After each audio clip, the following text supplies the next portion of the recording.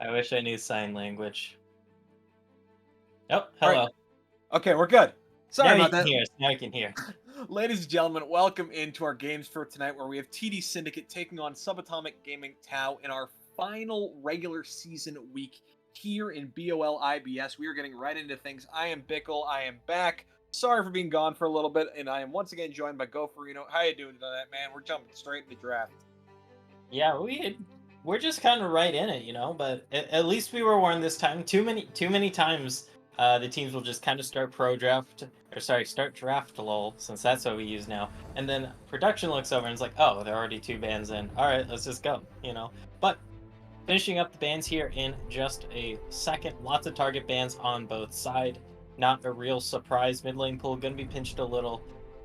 And other than that, pretty Yeah, we wide see range the for all these Vi, teams. Amumu, and Swain taken away from SG Tau, targeting the jungle and a little bit of support. Star known for his Swain support.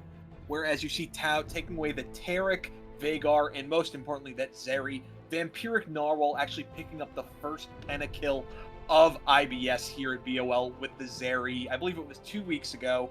Always love to see it, but of course it is Zeri, so it doesn't really count. But Syndicate going to be opening things up pretty quickly with a very strong jungler in this meta with the Jolter. Very flexible, works in a lot of team comps, gives you a lot of early gank pressure.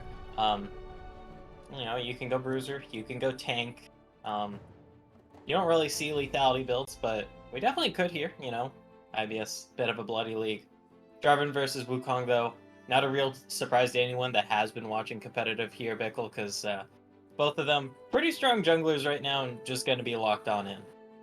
Definitely has been. When we've seen some of the more meta junglers as well, like Maokai and Sejuani hit with the nerfs, these two have kind of been the ones that are left standing. Caitlyn as well picked up high lane prio down bot side, push potential coming in for Queen Frost. And something to note, TD Syndicate has already locked themselves into playoffs. They are only playing for seeding here.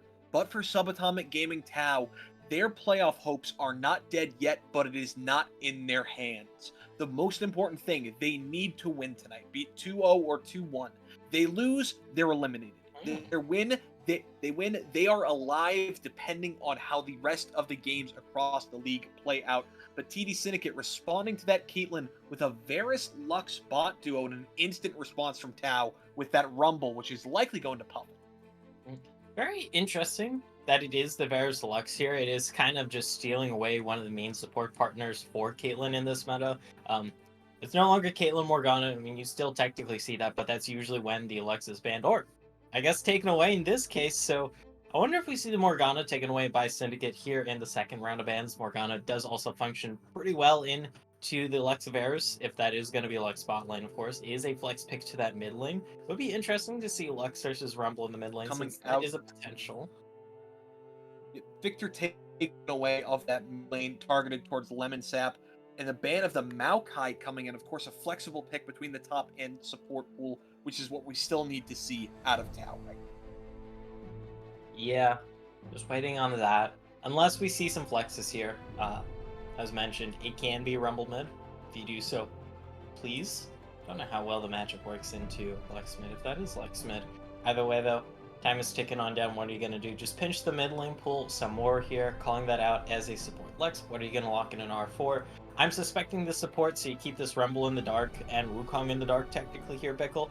And then also you just guarantees one of your solo lanes to have the counter pick, which is always a very strong thing on the red side. Definitely is, especially when you're going up against a team like TD Syndicate. Lemon Sap has been one of the most consistent players in the league so far. He's always been a strong point. Seraphine going to be the hover, and the lock-in likely heading towards Star down at the support position. But TD Syndicate recently lost their top laner, Zax Gaming, to ranking out, so they are running with new blood in Zard Ace. He had a rough week one when he came in, but he is still looking to mesh with this team. So, like you mentioned, solo lane counterpick is going to be really important, especially up against the new blood for Syndicate. Yeah, I mean, they tell you about it in school. There's always these PSAs like, hey, don't bully the new kid. But when it comes to competitive League of Legends, there's no real mercy like the hallways of your high school, middle school, elementary school, or all schools, really. But gonna be the Syndra here in the mid lane. Gonna be adding a lot of burst here to the Syndicate composition. If that is Lethality Varus, I mean, you got 3 mid to long range champions here that can just do a lot of burst from a screen and a half away, Bickle.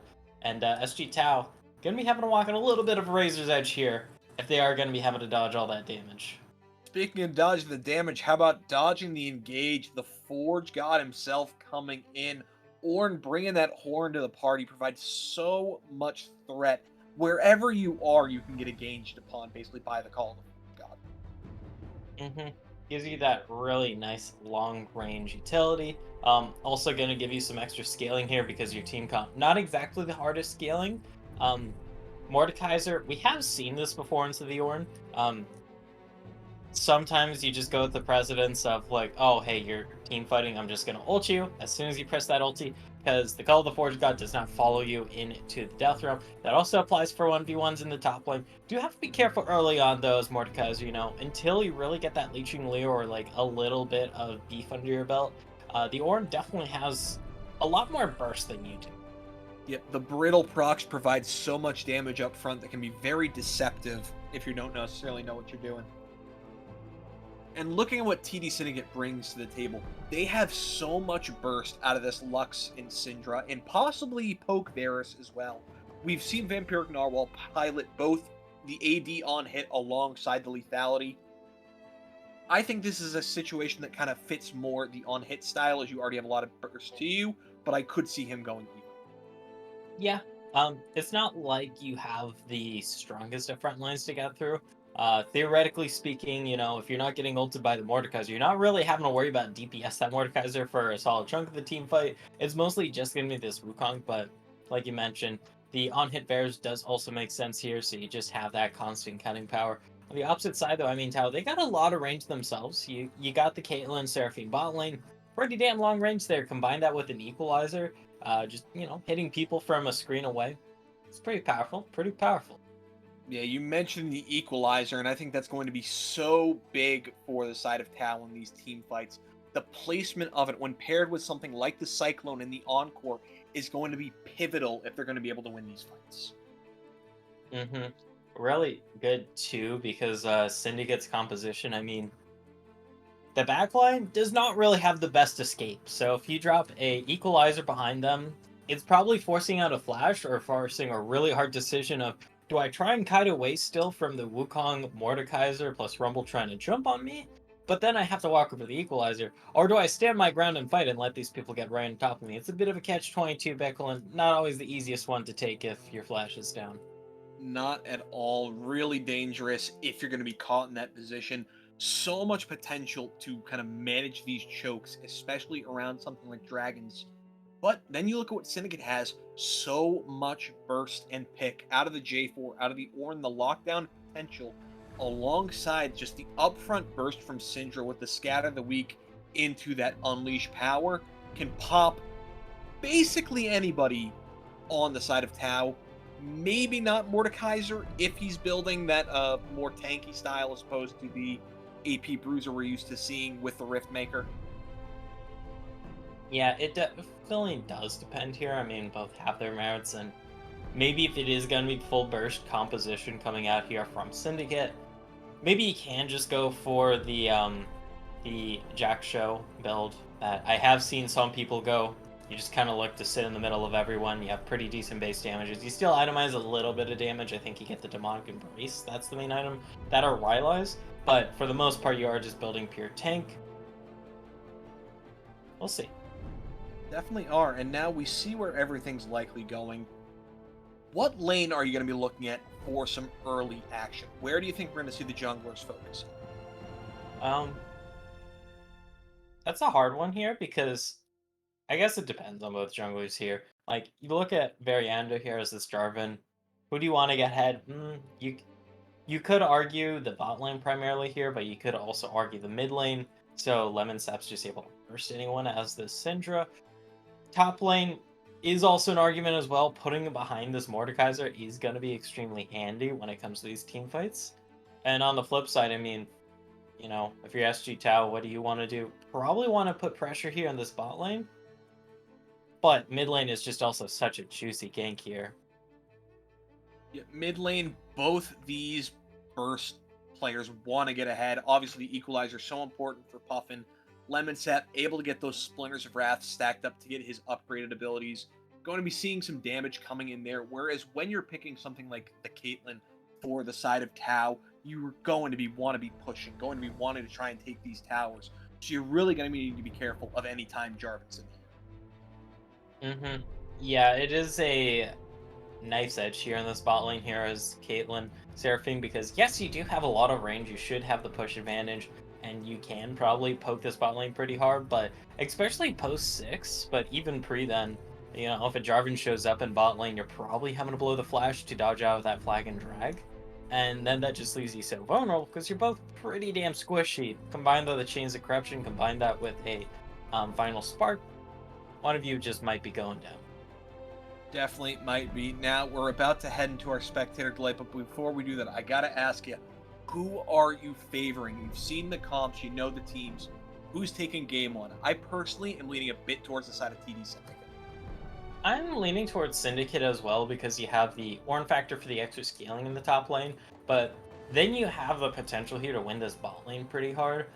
It really comes down to this J4 for Verinda, I feel, Beckel, because if you're able to make the things happen early on, get your bot side snowballing, you're going to put yourself in a really strong position here as Syndicate, and you do have the power to do that very easily in this early game. Yeah, you definitely do. And really, that's going to be what it comes down to. Who's able to snowball and get ahead? But overall, with that, we are going to be heading into our spectator delay. When we come back, we will be bringing you game number 1 of TD Syndicate taking on Subatomic Gaming Tau.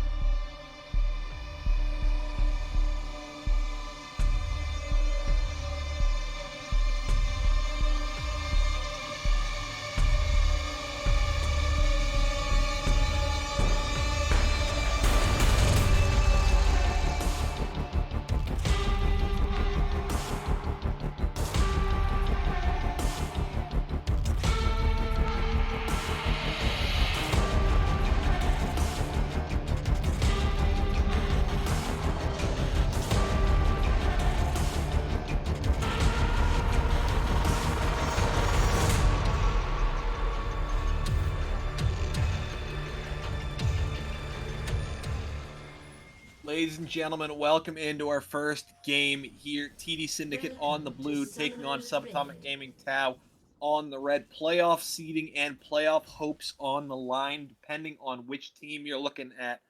But already we see a bit of interesting stuff happening here. We see the Comet picked up by the Varus, and Electrocute Ignite picked up for Rumble.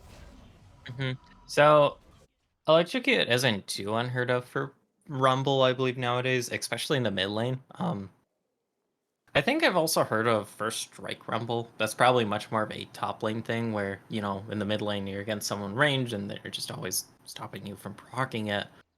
Ignite, though, with the flash is interesting. It really does amplify your kill power. Like, even with this orange shield start, like, mid lane Rumble has really insane kill pressure early on if you're able to land those harpoons. And once he hits 6 too, goddamn. Yeah, we're really looking to see what Puffin can do with those Electro Harpoons, get some MR shred before landing that Flame Spitter. And of course, the Equalizer at 6 going to be such a game-changing ultimate. But right now, we do see equal starts, bot side pathing towards top, both junglers getting a leash. It is the traditional bot side start. What's faster than someone leashing you? 2 people leashing you. Makes sense. Pure and simple math. I mean, it depends on some junglers, but things should be calm here, especially during this level 1. Maybe level 2, we see something fishy happen here in the bot lane. Mid lane, potentially too, if Puffin hits level 2 first, and you get access to those harpoons. It really comes down to if you're able to keep yourself in that danger zone. Speaking of early, we actually see Verinda, instead of going for that full bot side clear as Tyler's doing, going straight buff to buff into Grump, looking for a potential early gank. And also, Zard Ace opted to start the refillable and build the Doran shield in lane, giving themselves a bit of extra sustain, making use of that masterwork in the board passive. Yeah, this is pretty common tech for Ornn, where you wait out for the refillable lane. Lets you just cheat a lot of free advantage. Of course, it does come with the risk. If you are almost about to die at level 1, that's a bit of a no-no. But we don't worry about that here. Rocky a bit chunked out topside, been taking a bit of poke from those volcanic ruptures. Meanwhile, Cream Frost doing a good job farming up and stepping up to get some good poke out onto this double poke lane. Meanwhile, we did see Puffin eat some damage. Oh. Okay. Right now, but that Flame Spitter going to get knocked away. I mean, there's definitely been trading here. We've seen people throw abilities back and forth, trying to posture for a kill if someone missteps, but no one's misstepped so far. You definitely really need a pretty grave misstep right now. Always going to be important. Look out. But look at who's down here. Verinda is in the area. The flag drag comes out. Double knockup, followed up by the light binding. Queen Frost forced to flash away, but the flash piercing arrow from Vampiric Narwhal's enough for the first blood. And that's the sort of punishment you can do to these Caitlyn lanes. Game shaping up in the top side here.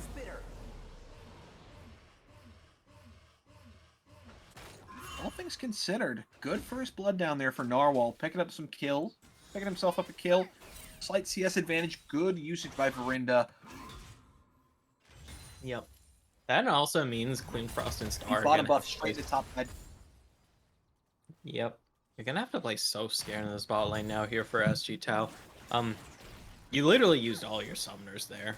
And this wave is pushing flash, exhaust, and heal. No sums up. You can... Yeah. In the area, even with that flash. But something to note, Varus opting into that serrated Dirk, so we are going to be seeing that lethality Varus a little bit. Unsurprising, especially since we did see the Comet in Champion Select. Or sorry, not in Champion Select when we loaded in. I wish you could see it in Champion Select, but that'd be way too much for this poor client.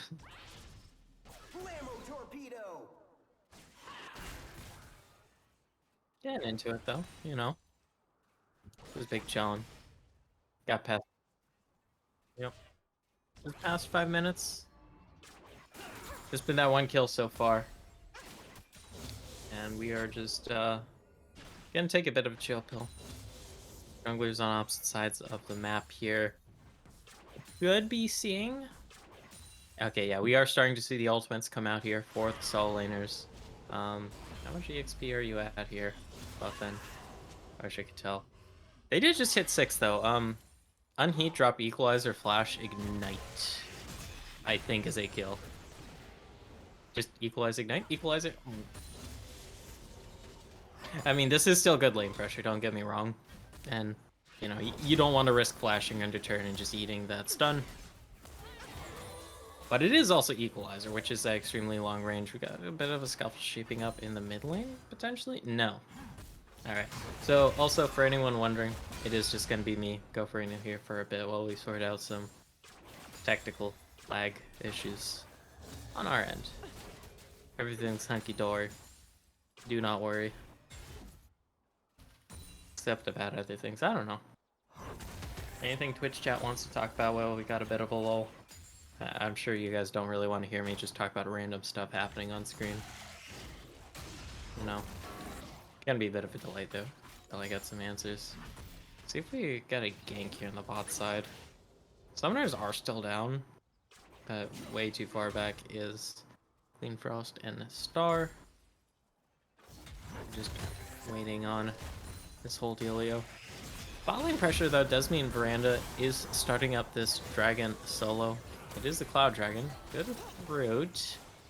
No ultimates just yet though. I'd imagine with the Final Spark end or the Chains of Corruption. Probably would have been a kill there into Clean Frost, but not quite there yet. We're just More than happy though. To see if they pick up those 6s. That's really when we're going to see some kill threat on the board. Especially with those Chains of Corruptions, as you mentioned. For Tyler. Keep in mind, the dragon was still being taken, but they don't see this, I think. No, only at 5 yet, but that Nimbus Strike in with the exhaust is not yet going to be enough. The autos with Piltover Peacemaker coming in, but it is traded back as Queen Frost falls as well. So it's a 1-for-1, but you get a 1 on your 80 carry, and Star's the one who takes the kill on the side of SG Tau. So not the most worthwhile trade here, Bickle. Not necessarily. Usually you're really going to be wanting to get gold onto that Caitlyn, not necessarily the Seraphine as much. Obviously, getting an Enchanter money is never bad, but when you're against a Varus who's already at 2 kills now, working towards that first item lethality, always going to hurt. Yep. Not enough to finish the Mythic on this pack. I imagine next pack, since it's about 900 gold or 850 gold to finish off the lethality mythic when you do have the Dirk and Caulfields. I imagine next pack we'll see that coming on through. Yep, Dirk and Caulfield's now the standard build path for all 3 lethality mythics, as well as Yomu's Ghost Blade, as that is sometimes a potential first item that Varus goes for. But meanwhile, everybody just farming away, but we see in every single lane, TD Syndicate coming out on top. We got a 10 CS lead top, 20 CS lead mid, 10 CS lead bot. Not what you're going to be happy to see if you're SG Tau. Yep. And it's not like you're taking huge dubs elsewhere because, you know, you're behind on the dragon objective. You're behind on a kill right now, so you are on the back foot. You know, it's not over yet. This isn't a game-ending lead, but you're going to want to start to stop the bleeding here and get a bit of a ball rolling yourself.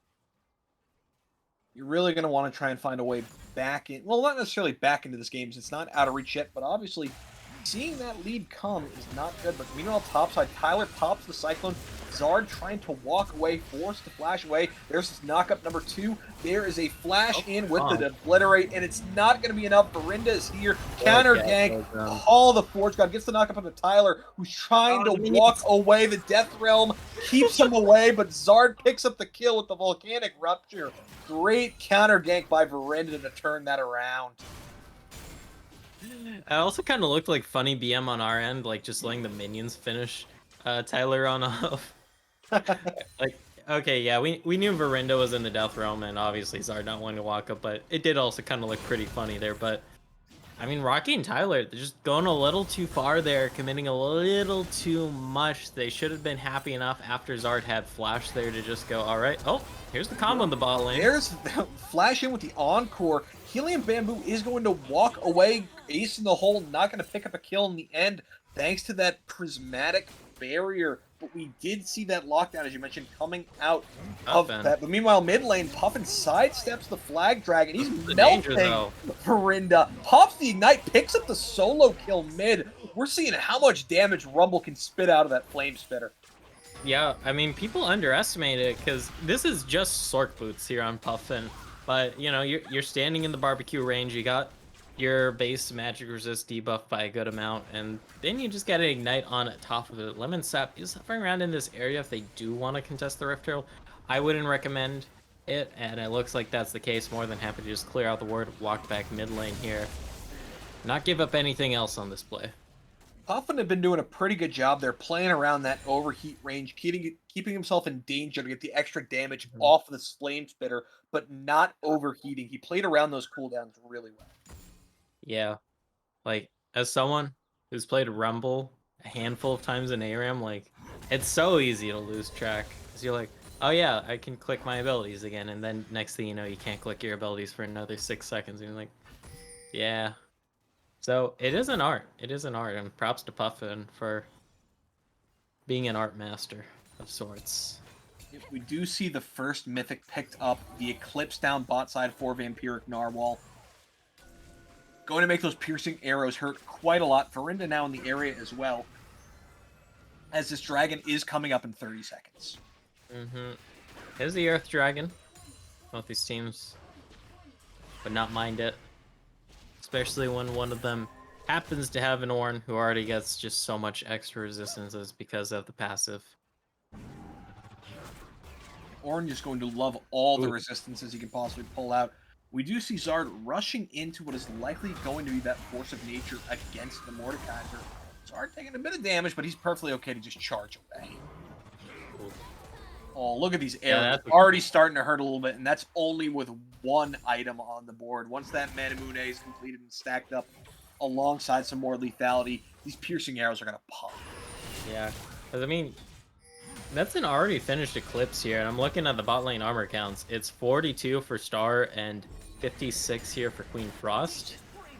You know, you just keep throwing those out. Eventually, you just throw out, okay, we got a roam here in the bot. This is Equalizer plus Cyclone. So that's going to be devastating for whoever happens to be on the receiving end. Looks like they see that coming in, though. They're just going to back away. Saw that the Herald had been dropped mid to get that prio. And like, you know what? Let's not fight on an Equalizer when they can just keep us in place. Yeah. You have to be extra careful, though. Oh, cheeky. Because everyone here for Syndicate is just hovering in a very linear path in a choke point against a Rumble ultimate. You know, not always one of the most advisable things in League of Legends.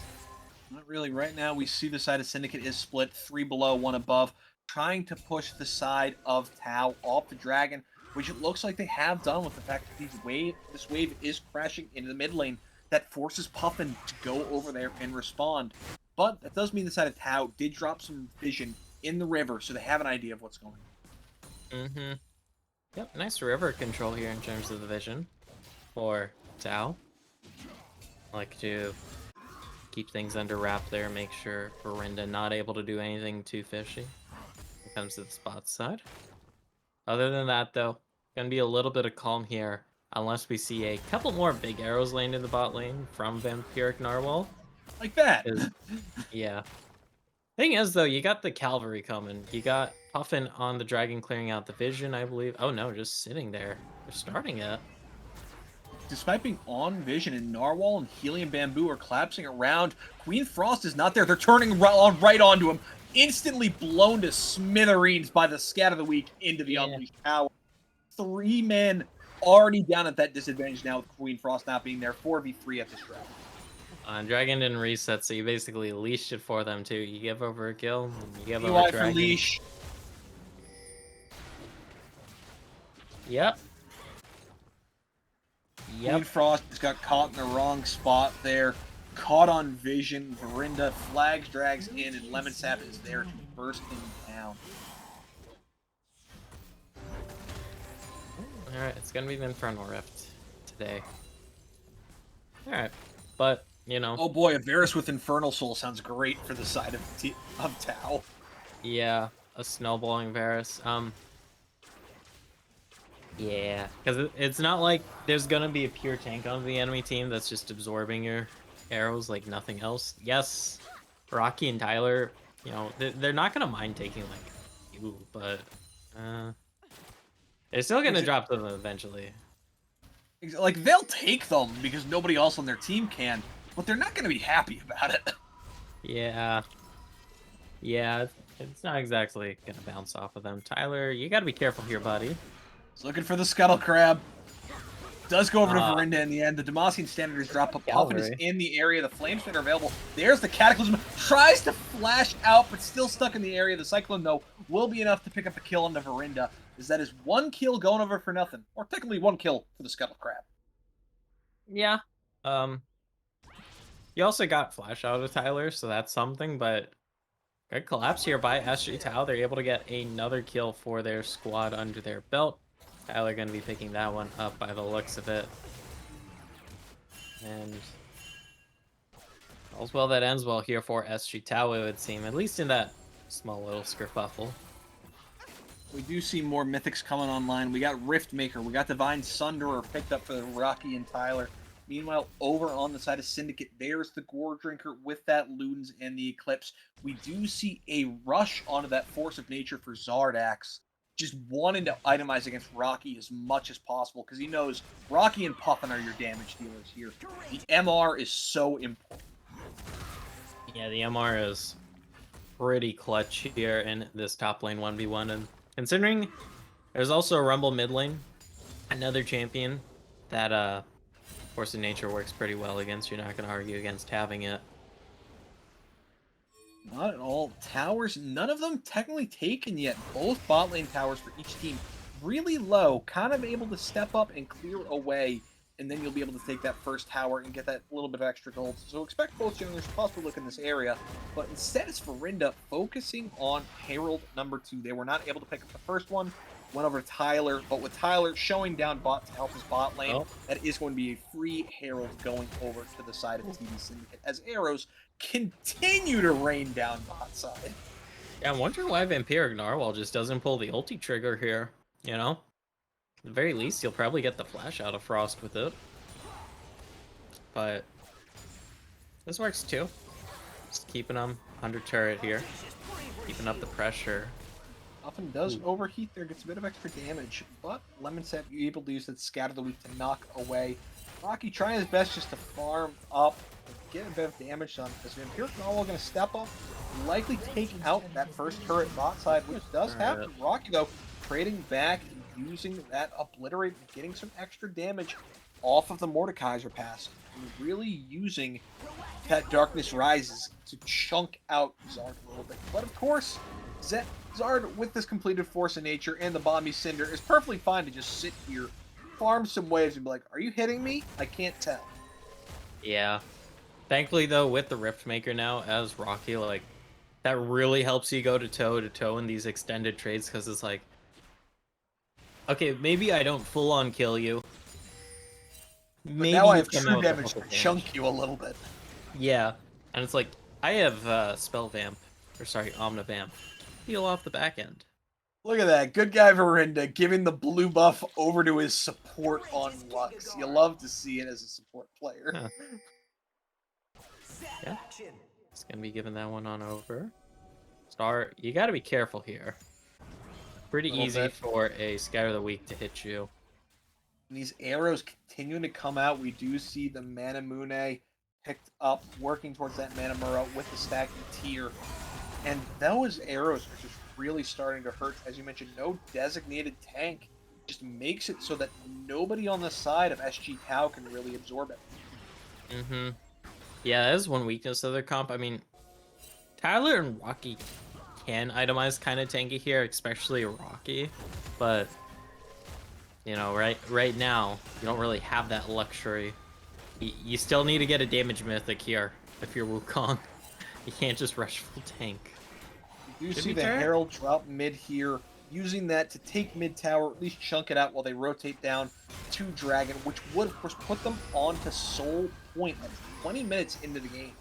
It's very much what you like to see if you're the side of TP Syndicate. Syndicate.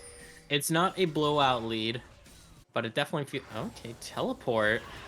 Tyler, caught by that scat of the week. We do see the TP come in. Rocky. There's the Chain of Corruption on there, but Star's caught by the flag. Drag. Equalizer comes over the top. Narwhal chunked out, knocked up by the Cyclone, taken down by Rocky in the end. Queen Frost flashing away. Verinda falls as well. Call of Forca, not going to get anything. Zard is able to get the knockout followed up by that scat of the week, but he is going to fall as well. Rocky pops down that Death Realm onto Lemon Sap, just autoing down, getting these stacks built up on the passive. Lemon Sap is able to sidestep, and there's the Light Binding, but it is not enough as there's the Gale Force to take down Lemon, and they're on to Helium Bamboo, using that Lucid Singularity to try and disengage. Helium Bamboo will fall, and that is a 5 for 3 going over, 5 for 2 going over to the side of SG Tau, and that's what they needed.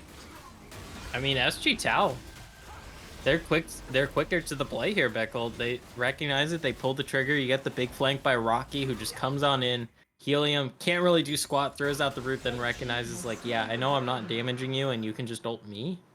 And then you just see everybody pile on to Vampiric Narwhal, who's just, yeah, toasted and roasted. Now there's a 3-0-3 Rumble. This Caitlyn for Queen Frost is back in the game, was able to pick up 2 kills in that fight. And overall, SG Tau proving that this gold lead is not really all that high. It played great in that team fight around the Cyclone plus the Equalizer. As you mentioned, Rocky got a big flank off there. And Star, despite being caught by that Flag Dragon, was able to get the Encore off to lock down a couple people, Narwhal included, which let the side of SG Tau chain in onto him and blow him up. Great, just piling on there onto the back line. That and you also secure a Dragon. Cyclone? It is up. Looks like they're just going to let Zard walk away. Figured that even if they Cyclone him, there's no killing that man right now. Well, Yeah. Puffin about to run into Helium Bamboo. Helium Bamboo, you're in a bit of trouble as the Flame Spitter just melts him. Meanwhile, the exhaust is there. Narwhal's trying to run away. Net forward with the Piltover Peacemaker, but the burn is there from Puffin off the Equalizer. There's the Cyclone trying to get the knock-up onto Verinda, but not going to be there. Verinda's going to walk away after an ace in the hole hits him. Yeah, I think Tyler interrupted their dash there when they pressed Cyclone, which is a really big feels bad, man. But on the flip side, I mean, you're able to get a couple more kills there. You're able to get 2 turrets here in the mid lane and Tau. Puffin gonna run into 2 people right here, but I'm not sure who's catching who, as Puffin's gonna force them away. 5-0-3 on this Rumble right now. This damage is insane. Yep. I mean, you got so much flat pen right now here with the Rocket Belt, with the Sork Shoes. You know, you're melting through people if they don't have an EMR, and that just happens to be 3 of the members here. And those said 3 members are the ones you are most likely going to be focusing all your efforts of killing onto. Yeah, if you can kill Syndra, Paris, and Lux, I don't think the J4 and Orn are going to bother you too much. Yeah. You know, especially since he got other tools to deal with them. Let's see. Right now, everybody back to farming, but that gold lead that was building up by Syndicate just via that farm advantage has completely closed. We're down to 200 gold as the lead. Dragons only 2-1. This game's dead even. Dead even here, aside from the one dragon, really. That's not a huge crux point unless this game does go on much longer. Granted, I believe last week we did actually have like 2 45-minute games on stream. It was a 2-0, but the amount of time it took, it felt like a whole 3-game series. So definitely could come into play here. So keep your eyes on that. Minute 40 till the next dragon here, and would put one of these teams on Soul Point, would put the other one on Double Infernal. You know, that's gonna be a noticeable spike. That is a noticeable boost of damage. We do see, meanwhile, double Shadow Flames picked up. Lemon Sap and Puffin both have those on the board. Puffin has already been doing such insane damage that Flame Spitter just going to melt whoever he is on. Meanwhile, Lemon Sap, a good scat of the week into Unleashed Power, will just about explode anybody on the side of SG. We'll make short work of them. You're a 3-in-1 Syndra, so definitely going to be doing a metric ton of damage here. Oh. Okay, the clone almost took red buff there. That would have been a little awkward. Yeah, especially because you lost vision of it. Infernal Rift moment, I guess. Yeah. Even though technically there's more vision on the Infernal Rift because, you know, some balls are broken, but... We talk about this game going a bit later. Look at what's starting to come online as the first ornament is there. The Unspoken Parasite coming in for Zard has that upgraded Jack Show. The extra armor, MR, going to be extremely useful for him. And of course, as it goes, he's going to be upgrading his own team's items as well. Meanwhile, we do see Manamura fully stacked. Meanwhile, however, on the side of Tau, Rylai's now online for Rocky. If he gets onto anybody with that Darkness Rise, he's going to just chase them down and melt. Okay, cars are coming out. People are setting up for this dragon in about 5 seconds time. Oh, Star, do not be standing here. 5v5, we got everybody. The corruption.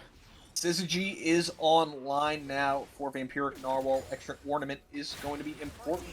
You see Helium Bamboo just trying to poke out with these Lucent Singularities, but the river control at the moment does go the way of SG Tau, and Zard is trying to walk in. Gets pulled in by that Death Grasp. Big scatter, though! Star is absolutely chunked, and that's a go signal. But Zard is pulled out into the Death Realm. Stops that engage. Rocky with a good disengage. Zard now caught in that 1v1. He's coming out. Equalizer over the top. Cyclone flashes in, but it's caught with the light. Brandon takes that Tyler. Rocky forced him to walk away. Flashes in, lands that Cataclysm. 1-for-1 trade there as Tyler and Verinda both fall. The junglers there. Light Binding lands in the arrow over the top. Takes down Star. Queen Frost and Rocky, the last men standing. They're trying to walk away, but it looks like somebody's on the wrong side of the rift. Rocky goes back in, but there's a dead into the blast cone as Queen Frost falls to the Dark Sphere. Yeah, and we just saw the poke of Syndicate just really coming in clutch there. They're more than fine just standing over that wall, throwing out airs, throwing out bindings, throwing out spheres. And the damage just added up so much. We eventually saw a big scatter of the week from Lemon Sap there to really just pepper the back line, leaving Queen Frost and Star on those blinking health bars here. And even with the denial of that engage here, Beckel, I mean, very cleared up. Yeah, Rocky did a good job trying to interrupt that engage, got the stop on the Call of the Forge God, but Tyler went in to try and land the Cyclone into that Equalizer, but he got rooted at the end of it by that Light Binding, and the rest of TD Syndicate was just able to blow him up. And after that, the front line's not there, and the rest of Subatomic Gaming just melts. Easy peasy, clean up there. We also saw 2 Ornn items built right before that fight, funnily enough. While that whole standoff was happening, Zard is just dropping 2 upgrades here. We see it on Lemon Sap, we see it on Vampiric Narwhal. Tyler, meanwhile, top side. Yeah. I don't really think you're going to be able to kill Zard right now. Yeah, you do have the Uber plus Sunder here, so you can at least get through some of the health bar, but yeah. Mid laners, meanwhile, push down bot side. Puffin picks up that tier 1 tower. Gets a bit of extra gold, but right now, TD Syndicate really happy with the position they're in. 3.5 minutes out of what could be an infernal soul for them. Right on that precipice here. They do choose to go for that, like you mentioned. Varus with Infernal Soul, pretty nasty. In general, this sort of heavy burst comp, very nasty with an Infernal Soul against a composition that isn't exactly full of beefcakes. Yeah, 4 Ornn items now online. We see J4 having their own. Only thing not upgraded is that Ludens for Lux, but Tyler's going in, has that Divine Sunderer, and getting these procs off of those crushing blows just melts Helium Bamboo. Meanwhile, Narwhal falls as well mid.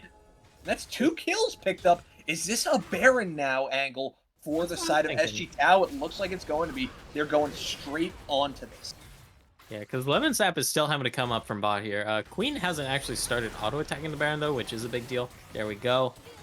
Are they just giving this? It looks like they're giving. It is a hard sell. I mean, it's a 5 versus 3. You could try with maybe Ornhorn plus Verinda just hopping into the pit, but yeah, it's not happening. Baron picked up. Good picks there by the side of SG Tau onto Narwhal on Helium Bamboo. Mean a Baron goes their way, and that gold lead right back to neutral. And they're really just going to want to do lock down control of the map with this Baron here, Beckel. Finish off some of these turrets here, get some extra standing gold before the next dragon does come up. If possible, get an inhib. Be able to get that on in. You do have a Caitlyn with Baron buff. That is pretty potent, but you do also have triple melee, so not the best sieging composition. You got triple melee, and your 2 ranged are Caitlyn, which is great, and a Seraphine, which isn't so great. Yeah. Death Cap, though, picked up for Lemon Sap. That burst going to be even stronger, as only Merc Treads built up right now by Rocky and Tyler. Anybody else eating the combo is just going to explode. Meanwhile, you see Puffin opting instead for that Void Staff, wanting to deal with Zard and Verinda and getting that extra damage out. Definitely got to be nice here. Maybe there was an argument here for Zhonya's, if you do want to just go in for these YOLO blitz into the enemy backline and turn on the BBQ. Oh, Queen Frost. I think you just turn here and die? No, okay. Ace in the hole, we'll get a bit of damage. There's a dash in, but knocked away by the Scatter of the Week. Means Lemon Sap going to take a bit of damage, but Tyler is fine. Oh. Knock up, though. Pulled in by the Death Grab. There's the Obliterate, getting some damage, and Conqueror is stacked. Puffin trying to walk away, uses that Rocket Belt to get out of light binding range, gets himself to safety. As right now, the side of SG Tau just sieging away with this Baron. Pelt away at these turrets. Like this top outer, funnily enough, but we can see now that there are 2 items here on Rocky. Yes, you aren't exactly melting through Zardace, but you're the one coming out on top of these trades because Zardace is going to be struggling to kill you before you're able to just start healing back up everything that they throw at you. And with this complete vision control in the enemy jungle and the bot side river, this dragon should be free for the side of SG Tau right now. Because they're going to get their second Infernal of the game and delay that a little bit long. Bamboo steals it! Smite was up too. Well, forget what I was just saying. Helium Bamboo secures the side of TD Syndicate, an Infernal Soul. I mean, all right then. To heal Bamboo there, but also yeah, Smite does out damage the Lex ultimate, so there's definitely some criticism you can levy here. Oh, just a wee bit. Yeah.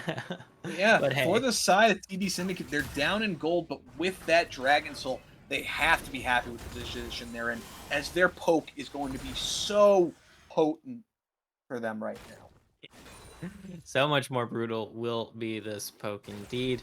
Because it's not really a huge gold lead, relatively speaking. Look at that's one arrow, and Queen Frost is already below half health. Yeah. That's the fun of playing against full lethality Varus. You can't really full lethality Varus plus an Infernal Soul. Sounds about right. Yeah. It's like, hey, can I walk up? No, you're just charging Q? Okay. That's kind of why I wish lethality Varus was kind of made much more irrelevant, because I find the playstyle really boring. It's like, oh, you got ahead. Yep. You just press Q. It's like, well, I'm playing a game of dodgeball against a Syndra, a Varus, and a Lux. If I get hit, I die. If I dodge it, I'll live for another 5 seconds. Yeah. Not the most fun in the world, but now it is time to siege up this top lane turret. Finally going to see the fabled 30-minute outer turret takes here on the top side. Dive shaping up here. It is a 3 versus 1. It is Mordekaiser though, so you can make it a 1 versus 1 at the very least. That was still chunking Rocky though. Interestingly, not getting any resist. Really wanting that Not gonna Tyler raise maybe in Tyler. trouble here. Verinda and Zard in the area. Knockup comes in off that searing charge. Tyler walking away. There's the Cataclysm. Locks down to Queen Frost. Meanwhile, in the backline, there's the Encore. Locks up Verinda. He's 1v3. They take him down. He is overextended in the backline there. There is Rocky with light binding and boosted singularity. Is not going to be enough as he takes Really him down. Lemon Sap melts to that heat. And there is Zard, the last man standing. There's the Nimbus Strike. Puffin running for his life. Zard will trade himself down, but he will fall an ace going over to Subatomic Gaming Tau as they want the game. Yep, Rocky and Puffin coming in clutch that fight here, Bickle. I'm Rocky just walking casually on in, scaring everyone off. Then you pop the ultimate, take Helium on into the Mordekaiser zone. And it's just a beautiful equalizer off the back there by Puffin. This could be game. They're going for it. Till Helium Bamboo is back up and does have the ulti, so should be able to clear this wave. Okay, I don't know. Minion's still alive. That's one. That's both gone. They're going for the Nexus right now. It will fall in the end. A close back and forth game falls and goes the way of Subatomic Gaming Tau. Was a very close one.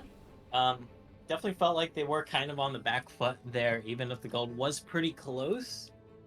Syndicate just kind of felt like they were the ones dictating a lot of the game for most of that, but two clutch team fights there. One to secure the Baron, and one to secure the game here, Beckel. And Tau fighting for their lives for their potential playoff spot here. Yeah.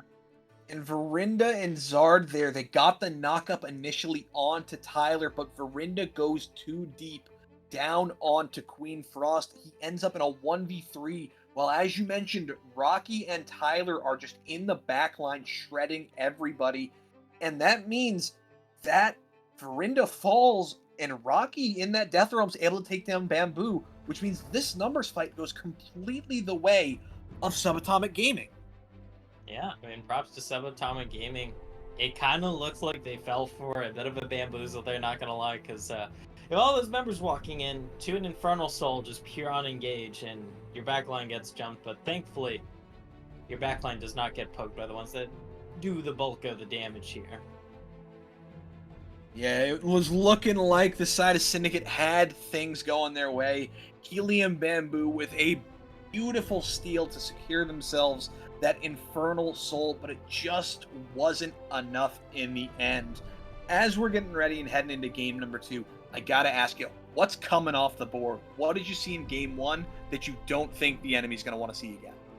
Probably Puffin's Rumble there. Got a few solo kills in River, and then also those ultimates were pretty big if we're just talking about pure, let's take away this dude's champ sort of ban.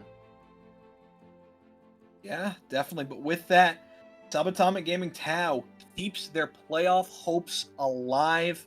And with that, we are going to head into a break here as we get the game and the lobby set up for game number 2 of Subatomic Gaming Tau taking on TD Syndicate.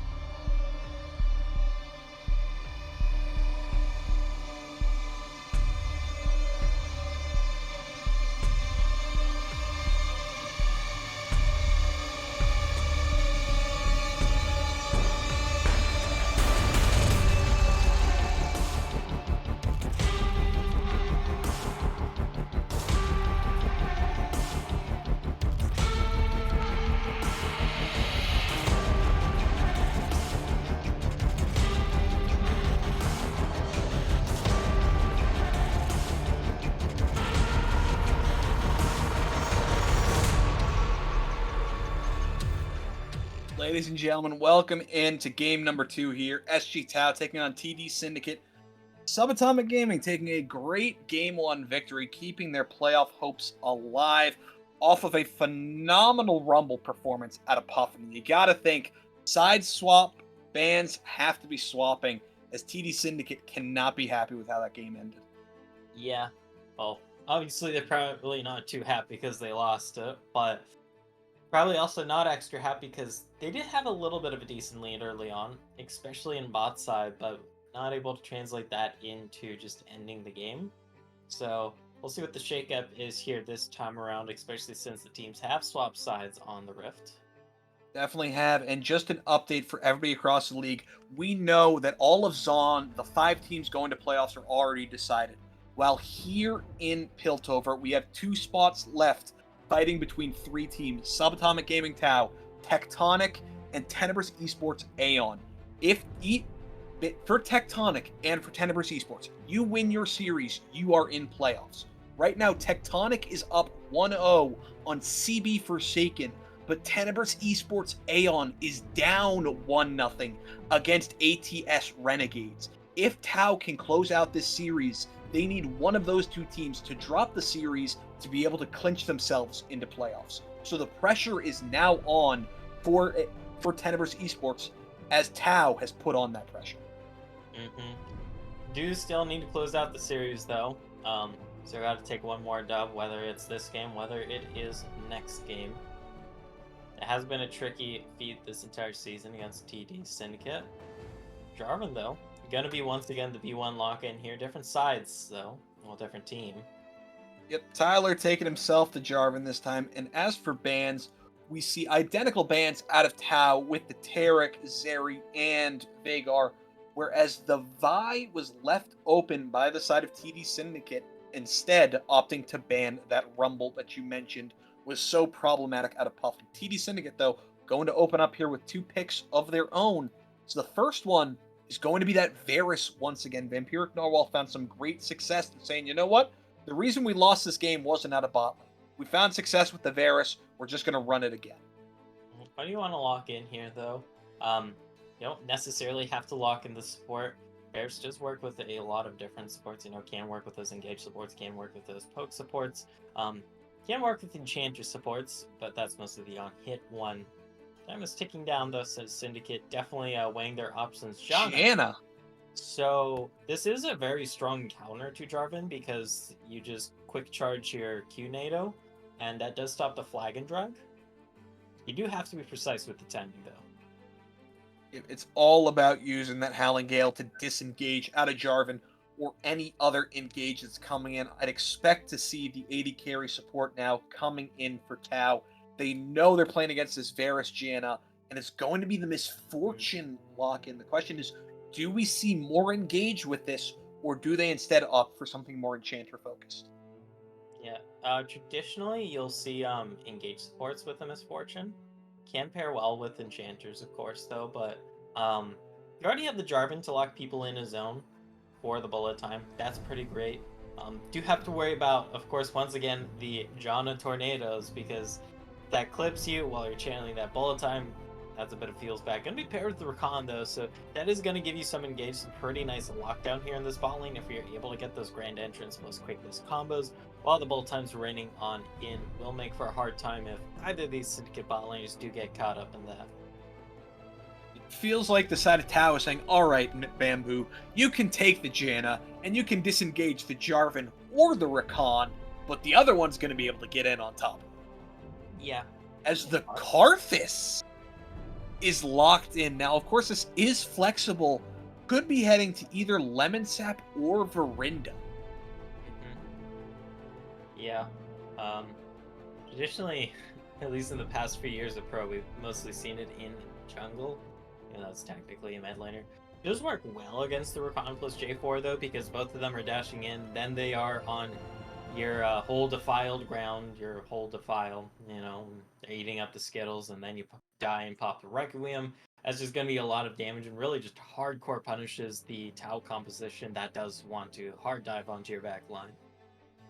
Mordekaiser now the takeaway. Rocky piloted that to success got some great flanks and lockdowns out of that Death Realm. They don't want to deal with it again, as now the Ornn also taken off the board. Okay, just taking away a lot of these safe top laners right now. Mid lane gonna be the pinch here from Tau, I assume. Looking like that. So I think they have the same idea that you do, with this Karthus likely heading towards Verinda, whereas TD Syndicate wanting to pinch down that top lane pool, saying, you know what, we're going to make you blind a top laner or counterpick, and we're not going to give you these options. As Orianna again hits the ban table, so again it was that double mid ban in phase 2 targeting out Lemon Sap. And also you can't include the Vigart and that whole conversation. What are you going to lock in here though? You can lock in the top laner if you do want to keep the Karthus in the dark as to whether it is jungle or mid here. You are going to have to show one of your solo laners though with this pick. We'll see which one they're opting for. The Heimerdinger lock-in. Of course, Heimerdinger has become a staple recently down at the support position, but this is no Heimerdinger support. This is a Heimerdinger mid lane for Lemon Sap, as it looks like now we might be getting some rock-solid action, as the mountain might be picked up here for Rocky. Keep in mind, it can also be Heimerdinger top, and Malphite would absolutely just eat that, because you are not going to be able to walk into the wave while the turrets I think a majority of top laners would hate having to play against Heimerdinger's top. There are a few. I mean, Sion kind of gets surrounded in a memey way because you just roar the Slayer the turrets and they fly back towards the Heimerdinger. But one issue you may run into if you do run that Heimerdinger top is you are squishy as all hell. So I'd imagine we get some sort of tank engage up here for Syndicate. Yeah. Because you have a composition that just hardcore punishes all the engages that Tau has. I mean, Jarvan engages, Rakan engages, Malphite engages, Sylas also engages, not as hard as the others, but still engages. And yeah, Heimer, Karthus, and Janna here, 3 great champions for stopping or punishing the engage. But yeah, I'm expecting at least a little bit of beef here. TD Syndicate picking up the last pick. It's going to be, not the Darius, it's going to be the Cho'Gath, so a tank-style top laner. Just sustain up there in that meatball fight, as both just want to stack up, get some armor, and become really hard to kill come late. So Syndicate actually has a really whack damage profile though, because you just do so much magic damage here. Even Varus does a lot of magic damage thanks to the Blighted Quiver W passive. So, I mean, magic resist, Merc Treads, that's going to be high value. Hex Drinkers here. I mean, we saw Force of Nature rush last game, and that was just against a top plus mid AP combo. I can only imagine what the rushes are going to be this game for Tau.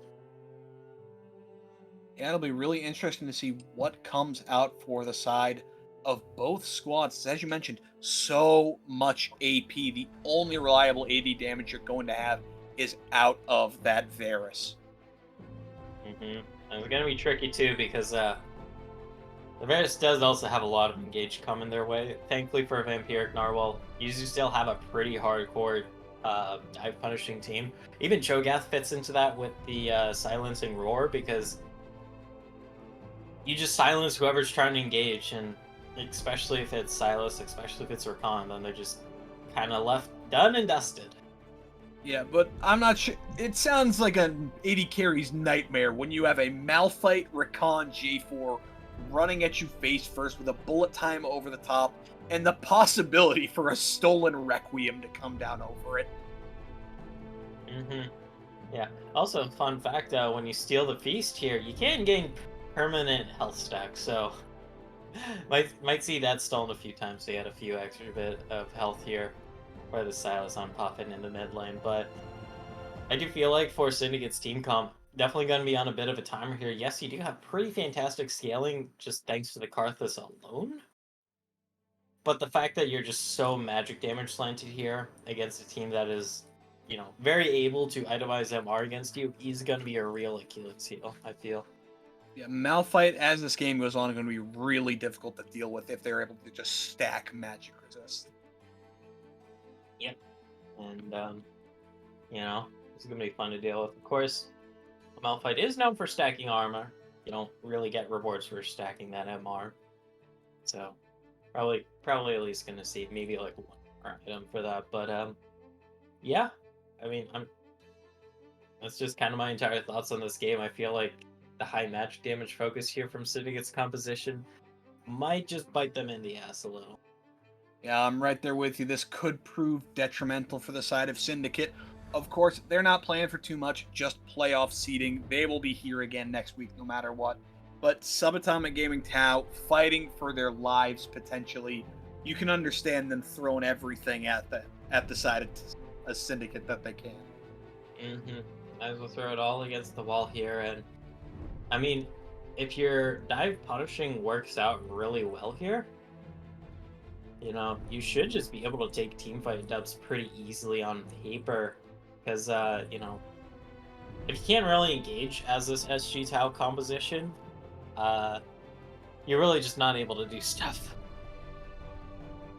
Yeah, really can't. And Tau is all about that engage. So if Syndicate can shut down those go buttons, if they can stay alive off the initial engage, they're going to be in a much better position. And really, my eyes are going to be on Helium Bamboo. They had a great performance on that Lux last game, even stealing the Infernal Soul. They are going to need to play those Howling Gales so well alongside their Monsoons just to disengage whatever the side of Subatomic Gaming is throwing. Yeah, that is kind of a lot on your shoulders here as Gianna. And typically you'll probably only be able to stop one of them because, you know, people can come from different angles, and that always throws a bit of a wrench in your plans. You can use the Monsoon, of course. That'll stop a lot coming towards you. Won't stop the Unstoppable Force, though. That is unstoppable, so... It's called the Unstoppable Force for a reason. Yeah.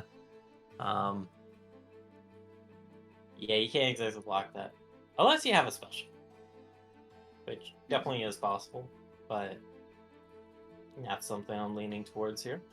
So with everything we've seen, we see the comps, we see who's piloting what. Who do you favor here in this game? Game number 2. Are we seeing a quick Subatomic Gaming 2-0, or do you think the side of Syndicate's going to be bringing us to a game number 3? I'm leaning towards Tau winning this one. I don't think it's going to be a quick affair. I don't think we're going to see like a blowout 20-minute win here or anything, but I do feel like it's just going to be like the creep of inevitability here, you know. Buy one magic resist item, you get another magic resist item, and then you just find your team comp becomes less and less effective against, you know, and even Varus does have some AP to him with those Blighted Quiver stacks. The more, obviously, you're going to burst that a little bit, get some AP damage there, but that MR is going to become so effective, as you mentioned. It really feels like Syndicate has a lot to work against as they're coming into game number 2. Yeah, I feel like it's going to be an uphill battle for them. Like, on paper, as I mentioned, I like the fact that their composition just really hardcore stuff / punishes the dive that Tau's going for, but the item shop can also just be a complete trump card. It feels like if Syndicate are going to come out on top here, they're going to have to outplay this. They're at a comp deposition. They're at a shop disadvantage. It comes down to, can they outhand their opponents? We saw Narwhal do some good work with the Varus last time. He's going to have to do even more here if they want to be able to bring this game back to even. And with that, we are going to be heading into our spectator delay. When we come back, we're going to be bringing you game number 2 of SG Tau taking on TD Syndicate.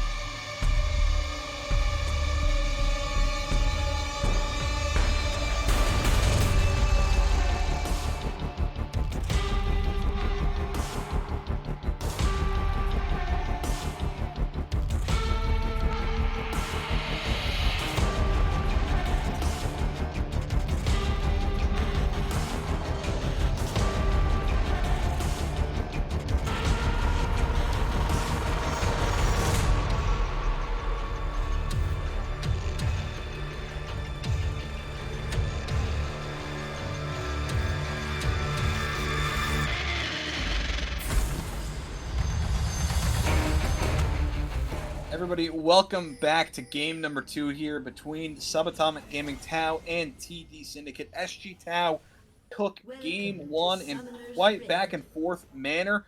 Here now we are into game number 2. TD Syndicate on the red side as SG Tau is onto the blue. And right now, standard 5-point, nothing too funny happening. Most the biggest change up. Well, actually, Wait, we're in is to that an actually respect this exhaust really first hard. strike Karthus? That's not too surprising, actually. It is surprising though. I mean, respect to Verinda for respecting this in the mid lane. Could go for that cheeky first strike proc there for a little bit of extra gold, but the respect. This is the ARAM mentality. Where you dance in front of each other. ARAM you can also flash, but not so much in Rift. Yeah, that you're a little bit trolling if you do that. But something to note here: Vampiric Narwhal last time ran that Comet build with that lethality poke. This time, lethal tempo with the Ghost, so likely going to be seeing that more on-hit attack speed style. Yeah. I mean, you kind of have to here. Yes, even as on-hit Varus with the lethal tempo, you're not exactly going to be melting through Rocky as this Malphite. You know, Malphite just literally designed to hard destroy these sorts of AD champions. You got the attack speed slow. There's so much free extra armor.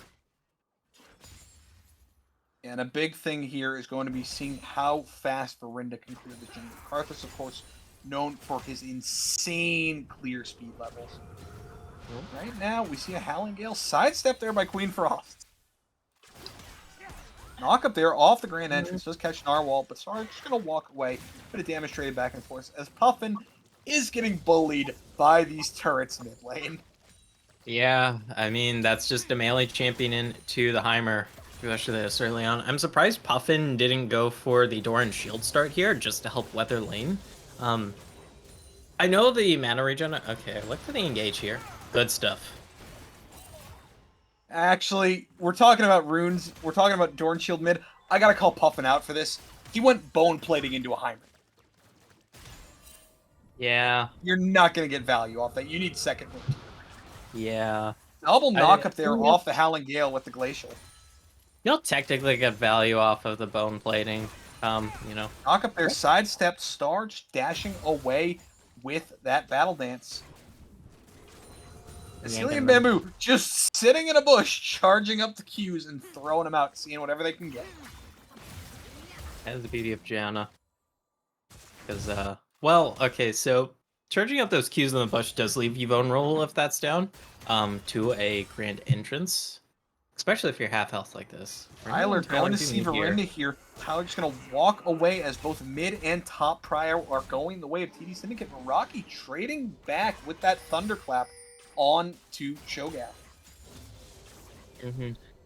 There's, like, a bit of kill threat here in this top lane, but my old adages for tank versus tank matchups in the top lane, it's a difference of whoever gets the most grass procs here.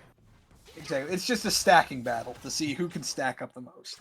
Yeah, just... In ARAM, I always play it as the person with the most Dark Harvest Wind here on Summoner's Rift. But there's the Exhaust mid lane, traded back and forth as Star and Hamsley and Bamboo both burn those exhausts. Worried about potential all-ins. I mean, there was already a potential all-in that we did just see. Auto's coming back and forth. There's the bouncing bullet. Landing up as the double up. Verinda. A bit of nice damage, but Verinda coming in bot side. There's the Wall of Pain. Using those Skittles to land on the Queen Frost. Get a bit of damage with that late waste, but not much going to be there as we just see the walk away. But Tyler comes in, misses the flag drag, going to walk away in the end. Shimmy on out of that one. There's a lot is being set up in the bot lane, but no kills just quite yet. Verinda stayed.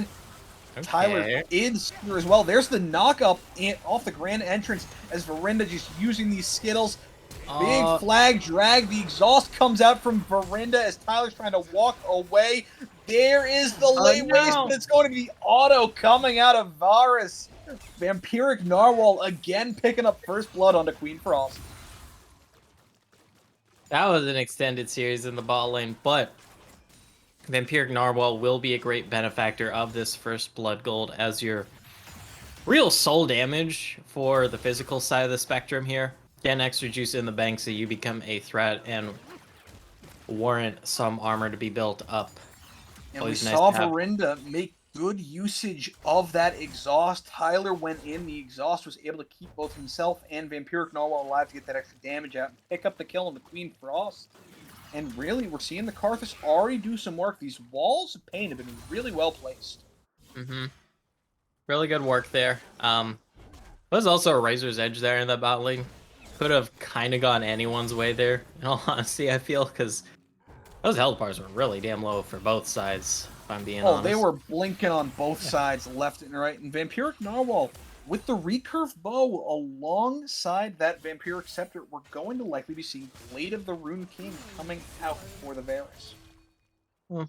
Not what you typically see as the rush on hit Varus. As the more traditional thing, though, from, like, pre the item rework in Season 8. And definitely still rushable here. It's I just missed usually my Blade of the Rune Varus. King active. Yeah. You just kind of like the extra bit of defensive prowess that comes with the shield bow. And the crits appreciate it as well. We do see sixes hit for both top laners right now. Trading those grass procs back and forth as Queen Frost and Spark shoving in right now. Oh no, Rocky hasn't proc grasped a single time. Oh no. Meanwhile, Flag Dragon in the mid lane. There is the Abscond Abduct onto Lemon Sap, who pops the empowered Hextech Micro Rockets.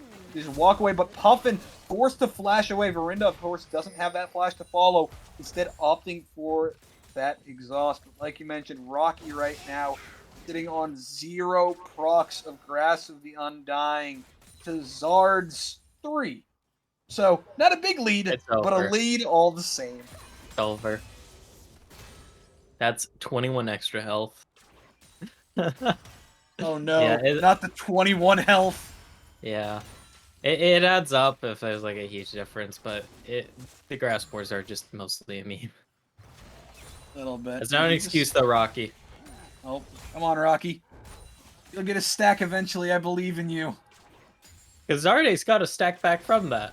Now it's a 4-0 lead. Queen Frost doing a bit of nice damage there. We do see the knockup come in out of Star. You know, top side, there's just these autos coming back and forth. It looks like Rocky's just focusing on this wave, whereas Zard's just trying to get all these grass pucks. Wait a second, did he get one? He got one! Good job, Rocky. We believed in you. Oh, Tyler. Might drop the dragon here. Does have smite for some health, though. Instead takes that. Of course, smite not going to be too much to help you, considering you don't get health back off of smiting anymore. So it wasn't a dangerous position, but he's okay in the end. We chilling. Vibing. So first dragon going over to the side of SG Tau, whereas we do see the farm lead in every lane once again, as well as the gold lead going over to TD Syndicate. This is where they grew their lead last time, but they weren't able to keep it rolling. That's the challenge for Syndicate this time. You have a lead, now keep it. Yeah. I mean, I don't blame the mid lane lead here on Puffin, even though... No. Yeah, like... You're a melee against Heimer, plus also you opted for the Doran's ring start, so...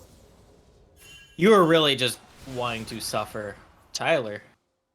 Tyler in a bit of a sketchy situation, going to flag drag over the wall, run away from Verinda as Lemon Sap continues to just farm mid as he rotates out his team. But here's Verinda there, drops the wall of pain, going to use this Defile, trying to lay waste, not able to get much. The Skittles do land a little bit onto Queen Frost. Gonna be a little bit of extra gold. So far, 66 gold gained with that first strike. Insane value. No, okay. I mean, first strike's actually just so bonkers on Karthus if you're jungle, because you literally just press R and get a huge paycheck for free. I'm just like, I'm gonna hit everybody with my ultimate and get a big chunk of change whenever I feel like it. Because if you're also using it to, like, finish off a kill, you know, that's just double value. You get a kill, you get first strike procs. Narwhal might be in danger here. Tyler's there is the flash in with the quickness. Cataclysm comes in, but the Monsoon disengage. Helium Bamboo forced to flash away. Star trying to get some autos out, but the lethal tempo has stacked as he's just walking away in the end. So that is both flashes and the ghost, but there's the bullet time and the Requiem, Oh, the Requiem. coming over the top. The heal comes in, but no kills, but Verinda picking up a nice chunk of change. Okay, it was only like 68 gold off of that Requiem. As it is Hey, still early in the that's game. with very few items. It's going to get more as the game goes on.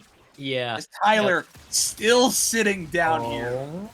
Often, though, trying to dodge out on these micro rockets. Rocky gets knocked up by the rupture, and there are these Vorpal spikes just doing a lot of damage. Yep. Forced to burn the unstoppable force away and get out of the potential feast. Mm-hmm. Gotta dodge out of that one. A really good counter to feast, though, is stacking health through sources like Grasp of the... Okay, no. I won't beat a dead horse. I won't beat a dead horse. Even though I am a caster, I'm kind of obligated to, but... We always beat good dead deal there horses. from Rocky. It is a big deal, though. Malphite without ultimate is... A kind of lot like less half a scary. champion. Yeah. You're kind of half a champion. Because right now we just see Lemon Sap continuing to build up that farm lead mid. And just, yeah, farm leads being built up in every lane at the moment. Mm-hmm. Thankfully now, with the Catalyst here, that is going to give you some sustain to weather through this Heimer storm. But Lemon Sap more than happy here to just keep this wave shoved on up. Hasn't really picked up the most plates, only sitting at 2. Since opting to stay back here in case a gank comes through. That pressure, it is adding up. And you knew for the side of TD Syndicate, this is where they were going to be able to get some leads. Tau knew they were going to have these laning disadvantages with stuff such as that Silas into Heimer. They're looking more at these team fights, which is where they're hoping to come online. But really, it's a matter of, will it be too late? As Narwhal has already picked up that Blade of the Rune King, and looks like they're trying to catch on to Star. Howling Gale will get the knock up as Star's trying to run away. He will escape in the end, but will he? He's good for now. Which is all that matters. Barely, though. But Queen Frost no, might Queen, not be so much. Walk away, caught by the wall of pain, slowed. There's the Defile, there's the Exhaust, there are the Skittles, and it is the piercing arrow to pick up a kill bot side as Queen Frost pays for the sins of his support. Queen, you knew they were in the area. You can't walk into the river like that. I'm gonna have to pay the ultimate price. Did not have flash, did not have heal, so no real way of getting on out of that one. Big deal, because that's the second kill here for Vampiric Narwhal. Herald also dropped in the bot side, so that's going to be a couple more plates picked up off the back of that. And Puffin is just getting chunked by these Heimer rockets and the grenades. I mean, Puffin's just getting to play the game. Yeah. You know? Verinda drops that wall of pain again. Tyler chunked to half health as Narwhal and Bamboo are here. Dragon coming up in 2 seconds. We do see complete River Prio right now for the side of TD Syndicate. Yeah, you aren't... This feels like a bit of a hard sell to contest, maybe, because some of your health bars for Puffin, for Tyler, are already kind of taken down a little bit here. You do have teleport advantage, though, which is big. Rocky has to step away, though. Only really has enough mana for an ulti plus a little bit And of as ground. note, it's not unleashed yet, so it would have to be to the tower. Tyler goes in with the flag drag. Caught their bullet time there. Star trying to save his jungler, but it's not enough. Meanwhile, Puffin trying to away. Star is exhausted. Healing and Bamboo is low. The Requiem is coming over the top as he will fall to Vampiric Narwhal, who picks up another double kill. 4-0 on this Varus. Yeah, I don't know what Tyler was doing there. You're half health and just kind of walking on in. You didn't have to fight this dragon. You definitely could have. I mean, you have the teleport advantage. You have Rocky. Teleport on. Drop that fatty ultimate. But no, not going to be the case. Going to be a sizable gold lead now for Syndicate, up 5k. It's all really off the back of Vampiric Narwhal just being so fed, along with these CS leads. Narwhal up nearly 2k on Queen Frost right now, as every member of TD Syndicate is up on their lane opponent right now. And that is exactly what you're hoping to see. You want these lane advantages to be able to snowball you through the rest of the game, as you mentioned, before the MR stacking can come online. And right now, Rocky and Zard have just been farming up a storm up topside. There's not much going on. Although Zard does have the 30 CS lead here. just pretty big. Then also the grass blade. It's a 9 differential now. Oh boy. No, 9 times 7. But we do see Rocky online with that Jack shows, whereas Zard building towards what is likely going to be that Heartsteel, so even more health stacking, going to be such a difficult champion to burn through as the game goes on. Mm-hmm. Because, I mean, SG Tao's composition doesn't exactly have the best tank busting capabilities. Queen Frost is your best bet here, especially with his Kraken Slayer. We'll be able to get through Zard Ace eventually. It's just, usually that's not the most reliable because you drop the bullet time, and that's opening you up for pain, but that's also you usually not committing your full DPS to try and cut through Zard Ace here. Yeah, with the Kraken, the autos are going to be what's trying to melt through Zard. Not as much the bullet time, which is going to be melting through everybody else. Star, possibly in a bit of danger, just going to use that grand entrance away. Zip, zap, loop on out here. That being set up Rocky, in the though, top lane, maybe. Dorinda there as well, just trying to get some poke down. Does not have the Herald, was already dropped for some damage. Rocky's tower has just been taking a lot of damage. And right now, this game is all TD Syndicate all the time. Mm-hmm.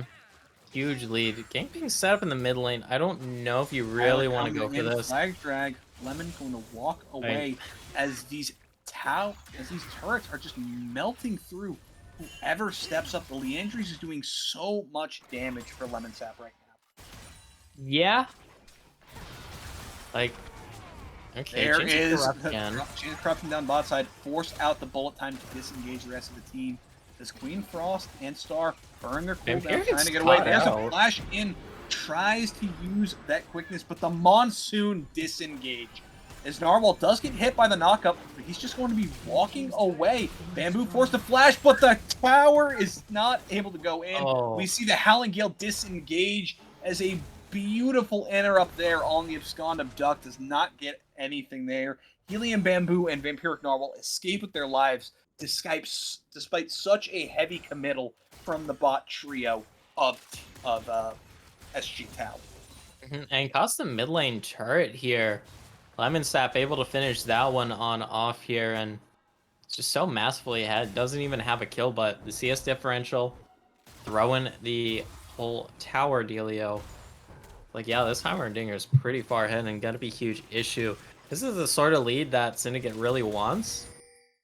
Just having this obnoxious lead to suffocate the map and really keep the SG Tau side from being able to just super stack MR. And we saw Herald there picked up for the side of TD Syndicate with that play bot side not collecting anything. There's more and more going away, but there is Lemon Sap. Requiem coming over the top. Tyler is going to be able to escape, has the heal and that golden Aegis to escape, picking up some honey fruit. As we do see the side of TD Syndicate looking to chase. TP coming Rocky. in from Rocky. He has the unstoppable force. Caught with a Howling Gale, though. Going to be autoed out. Throws out the seismic shard. There is the knockup onto one. Rocky is in danger. Cataclysm over the top.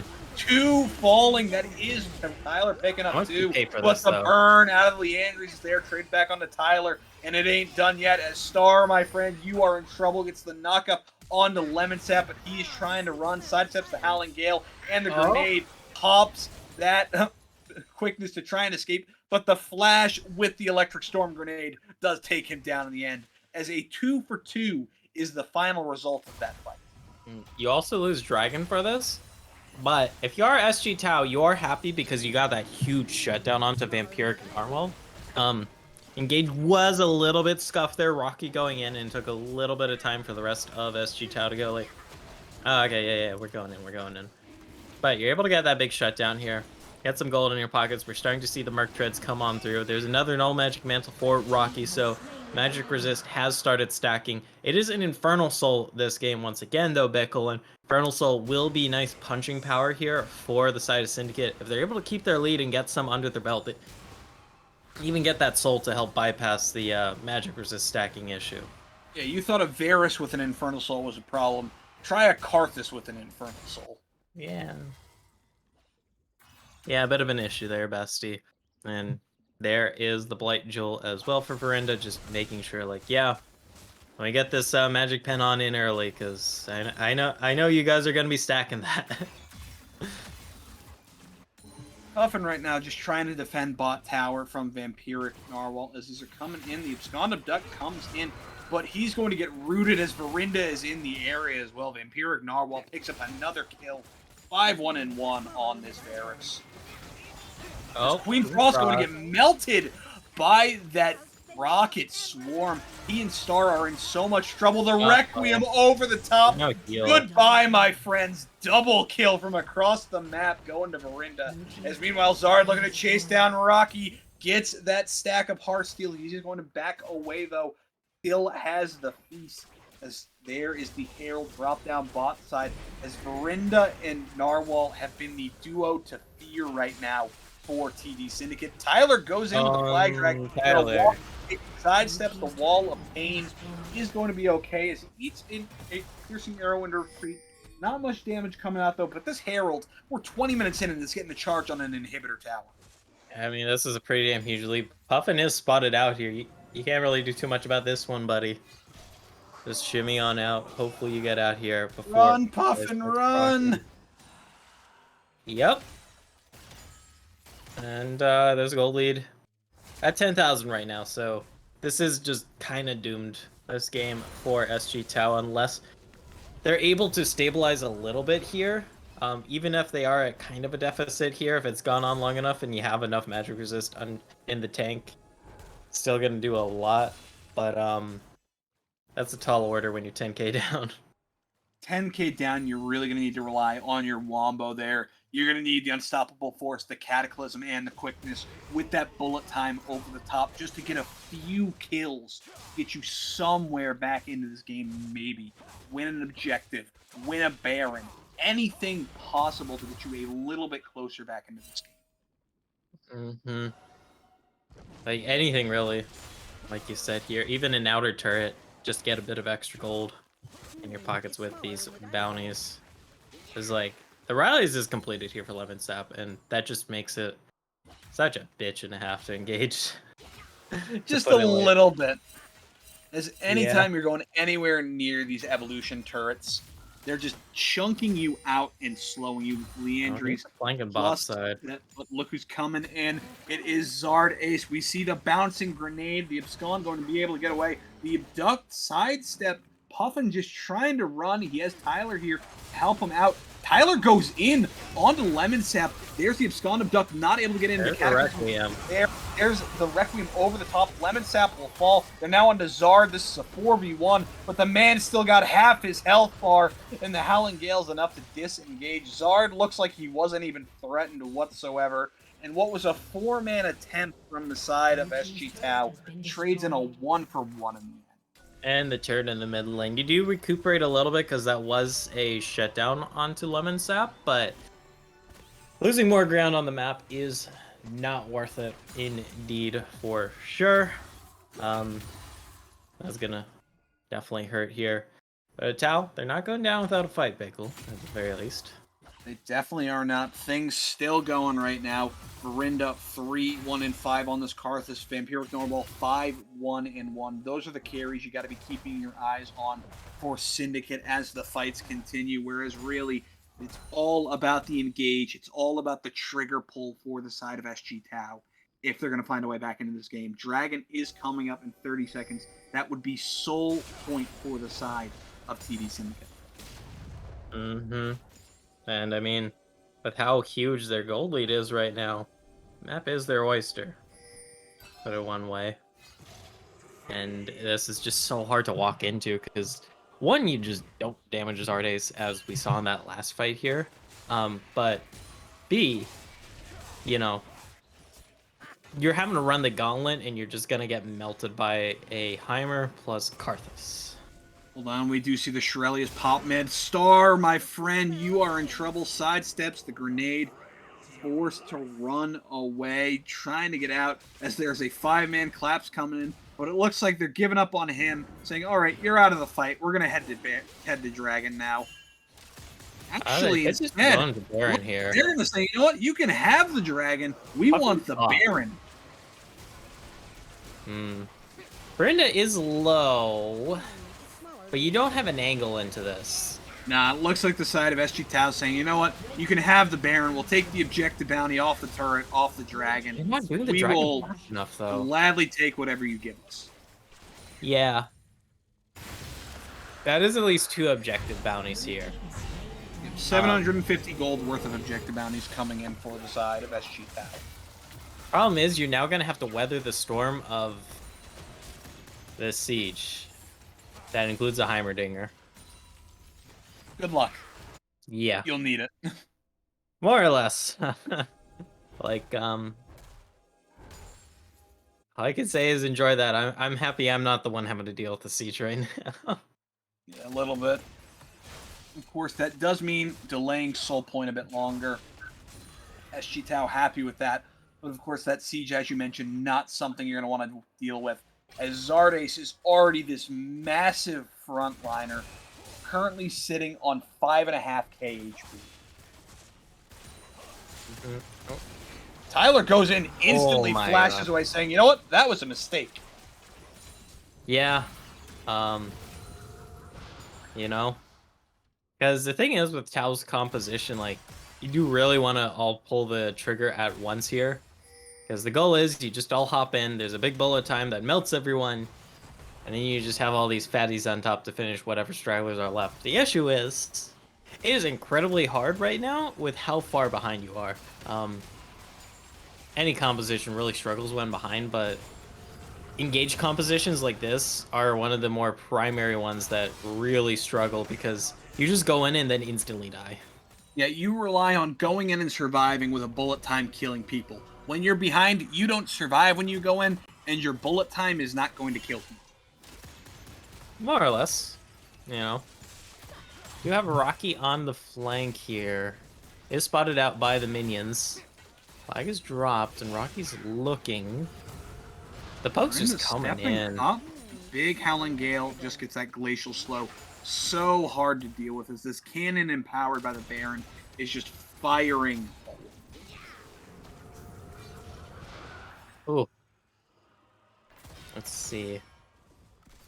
They haven't given up this turret yet, at the very least, but this is also just such a slow burning agony. It's like, this is a slow and painful death. Rocky's stepping up, possibly looking for something. He's going to decide to walk away and back off as the side of TD Syndicate just backs away. 1 member top pushing in, 4 members mid sieging with this Baron. And really, what can you do if you're SG Tao right now? basically go back, refill on mana and health, and just hard engage, hopefully, when this Baron's done. Yeah, that's really all they're going to have, is Rocky's already in trouble. The feast up top, 1v1, Zardes picks up the solo kill. And that just spells even more disaster for the side of SG Tao. All eyes here on Tyler, on Star, looking to pull the trigger on an engage. Puffin, though, maybe in some trouble. Sidesteps the engage, but there's a arrow coming in. Tyler with the Cataclysm on the top means that Verinda will fall. The Requiem, though, is coming in as boom, there goes one. Another is going to burn as Frost and Star are the last 2 standing, with 3 members of TD Syndicate just farming and sieging away, doing damage to these towers. Zardes could tank these all day if he felt like it. There's nothing you can do about it. They do go There's through a big knockup, though, by Star, as these autos are coming in. Green Frost trying to do a bit. Rocky's here. Does have the flash ultimate. Gets a knockup onto 2. There is the Rupture, though. Gets on. Zardes each Star and just melts him. However, that is Lemon Sap that will fall. Green Frost able to not do much in the end, though. Will fall. Rocky try to get a good engage. Got one. Going to walk away. His team will live. His base will leave. His team will not. Yeah. You know, that's Oh, is this gonna be? Is this Winions? Look at this. They are focusing on the champions here, yeah. So thankfully for SG Tao. Next is hanging on by a thread against the Winions. But good lord, okay. We're up to 108 damage per second with the Sunfire on Zardes. That's how much health they have. Actually, how much health do they have? 7,500. That's a lot of health. Yeah, and you don't have like any actual health cut on your team. You know, you don't have like a Leandres, you don't have like a Bork here. or a demonic embrace. So yeah, Yeah, it's and just a Dragon big coming old up in fatty. 10 seconds. It's sole point, but I don't think it matters. If you're SG Tau, you cannot step up anywhere near this dragon to try and contest. This is already gone before you can even think about coming anywhere Yep. Thankfully, it's not Infernal Soul. It's just Soul Point. But Baron's up in 40, so you know. Huffin looking potentially to start something as Tyler's in the area, decides better of it as he sees everybody from the side of TD Syndicate. Though Verinda chasing down with his wall of pain. Tyler drops the Demacian standard, threatening to engage, though I don't know if he wants that engage. Yeah. But you are in engaged composition, so you do gotta engage at You some gotta point. engage soon enough. Rocky's coming over, does have that unstoppable force. This feels like the last stand of SG Tau. They're looking for something. Rocky up top has not yet been seen, is seen now by the minions. Knocked up by the rupture. Tyler and Rocky have these go buttons as to start. Demacian standard is dropped. Rocky goes There in, it hits is. a two-man. There's the engage with the Cataclysm. Bullet Time takes down one, but Zardes is just tanking this as the rest of a TD Syndicate just melts through SG Tau. It was a good attempt, but it was too late. SG Tau will fall. TD Syndicate picks up a very convincing and clean game number 2, sending us to game 3 of the night. And those losing lanes, the losing lanes they drafted especially made Kana really just fighting them in the ass here, I feel, Bickle. Like, Oh, those leads just kind of cascaded further and further. a little bit. Yeah, Something you never like to see. You draft the Silas as a response to the Heimerdinger. Your Silas ends up with less than 3k damage. He did less than 50 damage more than your Rakan. Yeah. That's an oof. Not a good look, bestie. It's okay. Everybody has those games. We Yeah. had two very different stories. Game 1 told the story of TD Syndicate getting ahead in lane, but SG Tau out team fighting them on the back of a rumble. Whereas Game 2 was TD Syndicate again taking control via lanes and just choking the life out of SG Tau out through this entire game. And that was a convincing win for the side of Syndicate. Really convincing one at that. You're just able to get such a lead that the Magic versus stacking never really became a fact. Yeah, just never became something that the side of a Syndicate had to worry about. You had what? You had the Jack shows alongside the Force of Nature, and then you had a couple Merc Treads. That's it. Yeah. It was not an issue whatsoever for the side of TD Syndicate, and really, you got to think they're feeling themselves after a dominant performance like that. We'll see if those feelings do carry on to this third game, though, Bickle, because we are going to cut to a short break here. Don't go anywhere, lovely viewers, because we will be back for game number 3 of tonight when we do come back in a jiffy.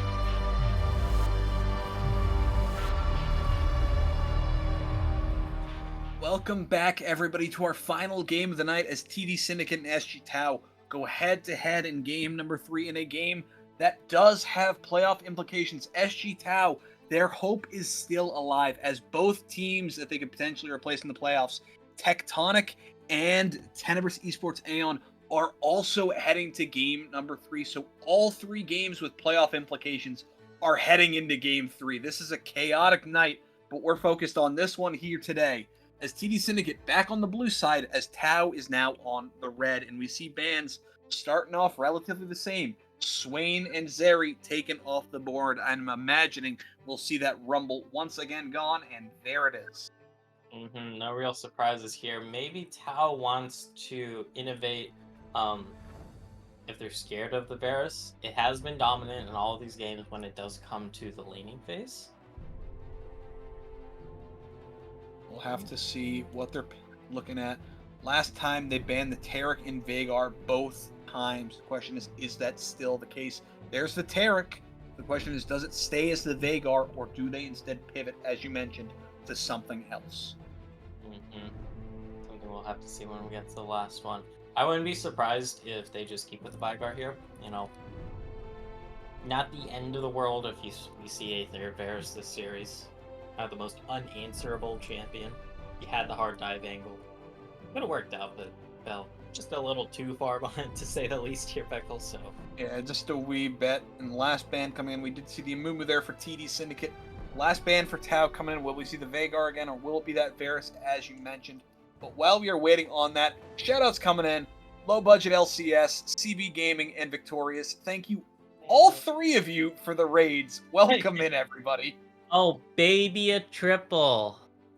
Yeah, I can't see because I have vagina. Create a counter, log in to use Twitch chat, just block. Ooh, I think you should do that. That sounds like a really good idea. But the Vhagar, once again banned by SG Tau, so that Varus that Narwhal has found success with, still on the board. And there he goes, once again, locking it in. He's gotten his first blood and a double kill down bot side 2 games in a row now. He's looking to make it 3. Been a strong case. Does mean the J4 that has been B1 pick this entire series does get through. Granted, the J4 also has a 100% loss rate this series, so maybe it is a cursed pick. Sample size a little too small to make a full on call for that. The Monk gonna be hovered. Wouldn't be surprised. It is gonna be the Monkey lock in here. What's gonna be the answer?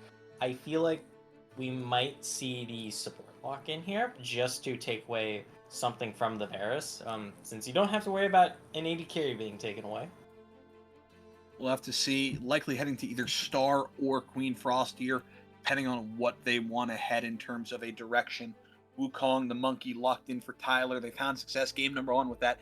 And it's once again going to be this Caitlyn that fell behind in lane after a 2v2 kill from Vampiric Narwhal on this Varus game 1, but was able to take the game out in the end. Tau looks like they're heading back towards a lot of what worked for them in game number 1. Trying to bring that one on back. Keep in mind, though, game number 1, the Caitlyn didn't work out too well in the bot lane, fell behind, lost first turret, lost a bunch of plates, also died. We talk about end results here, and in the end, they got the win. But speaking of game 1, Helium Bamboo back on that Lux that they stole an Infernal Soul with. You're locking the Jarvan here. This is basically game 1. It's just the Varus. Game 1 without the Rumble. Yeah. Let's see. Oh no, you'd also have to switch up the Lux because the Varus was picked in B2, but you know, technically same difference. Yeah, I'm expecting a jungler here. Could also just be the Heimerdinger, worked out so well. Lemon's saying, you know what? I'm gonna pick this until you have a response for it, because your answer last time with the Silas, and that did not work. So the question is, do you answer support here of the Lux? Do you counter the mid lane here of the Heimerdinger? What is your call here for SG Tau? Because you have to keep in mind, it can be Heimer's support with Luxman. So there's a lot of flexibility here. That would surprise me. Yeah. I'm leaning towards it's probably going to be what we already saw, the Syndra being hovered. That's also kind of a Heimerdinger counter because you're able to pick up the turrets and fling them. Thank you for giving me extra ammunition to use with my W. Yeah. You do still have to get into mid-range, though. That is still in Heimer's kill threat range, so you got to be careful here. if those grenades do land on you, you are in for a world of hurt. But it's not the same world of hurt as a Silas without a Doran shield and a second wind. Yeah, but it looks like both teams looking to target up that top lane. Cho'Gath and Mordekaiser, two picks we've already seen today, will be on the ban table, will not be returning, taking away these top lane tanks and bruisers. It'll be interesting to see what Tau sticks with. Will it once again be that Ornn ban that we saw last time? Or, actually, Ornn was banned out by TD Syndicate last time, so maybe we'll have to see exactly what the call is. Mm-hmm. But right now it is the top lane hate bandwagon. I'm surprised Syndicate isn't trying to take away a support here in the bot lane potentially. There's Really a just Karthus wanted ban. to really just wanted to pinch his top lane pool. Good lord. I expect the support here for Tau unless they're worried about the top lane pool that's already been pinched so hard that they have to pick a champion here or else they won't have anything available. Hopefully it is available. They do want to go with that. There's the Seraphine hover once again that is locked in, so we get a rematch of that 2v2 bot side. Varus Lux versus Caitlyn Seraphine that went so heavily the way of TD Syndicate and that Varus Lux in game one. We'll have to see what Tau's adaptation is to answer this. As you mentioned now, Rocky going to be getting that R5 counter pick into whatever the side of Zard Ace picks up here. I'm expecting a tank on tank matchup in this top lane. You know, you got both. There's your tank. Yeah, technically a juggernaut, technically, but for all Oh, purposes, that's a tank if I've ever seen one. Mundo's just always a weird case because you are a juggernaut. You get damaged by building health. You're not exactly like a pure front line, but you do have a lot of front line capabilities. It's weird, but we'll see. Could be top lane Mundo. Could be jungle Mundo. I'd expect this to be a top lane Mundo. Historically, it has been skewed towards jungle Mundo. The Nocturne lock-in, though, that's another thing. That is definitely a way to get on top of this backline. You are solo diving right now, though, as this Nocturne.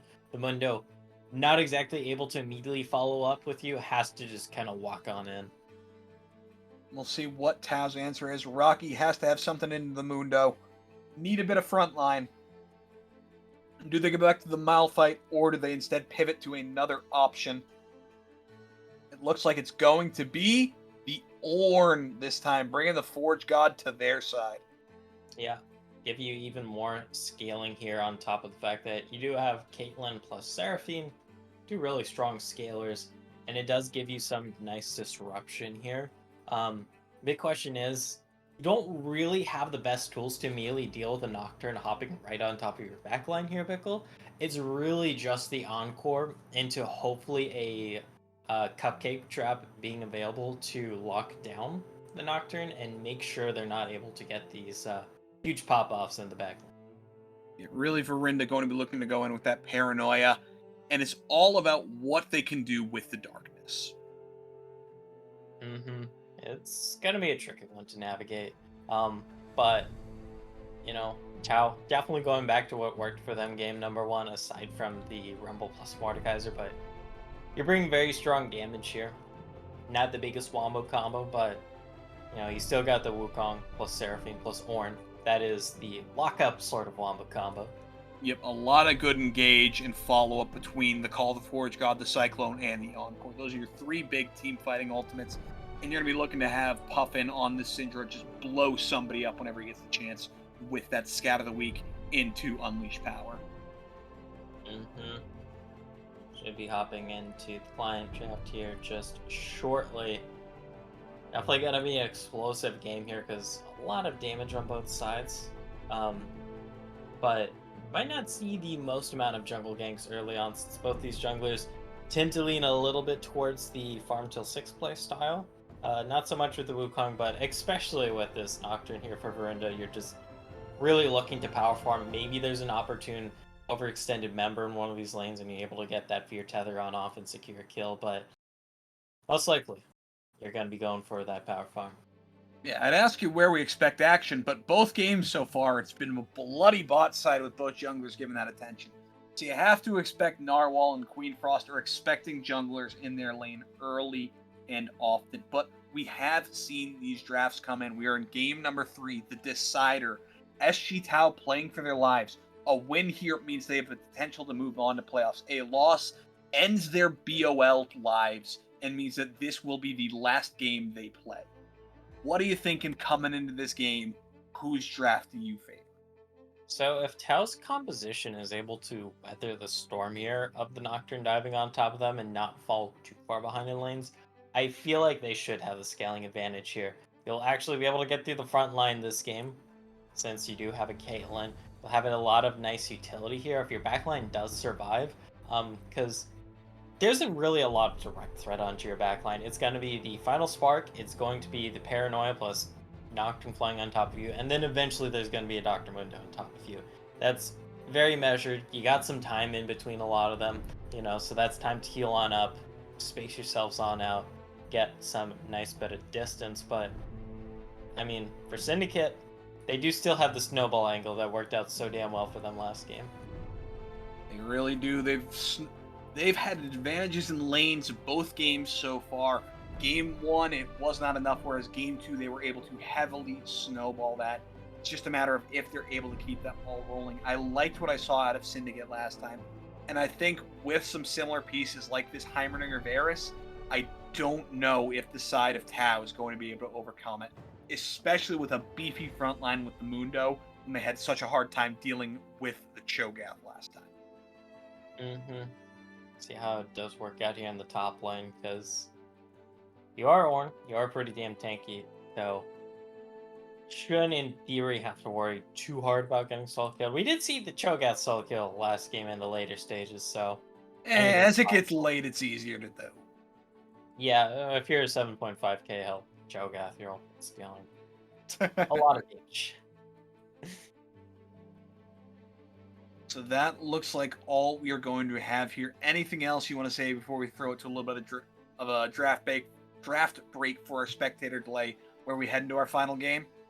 Definitely feeling that we're going to see First Blood here in the bot lane again. I think that's a very safe bet. It's just a matter of if Narwhal can go 3 for 3, or if the side of Queen Frost and SG Tau are able to turn it around.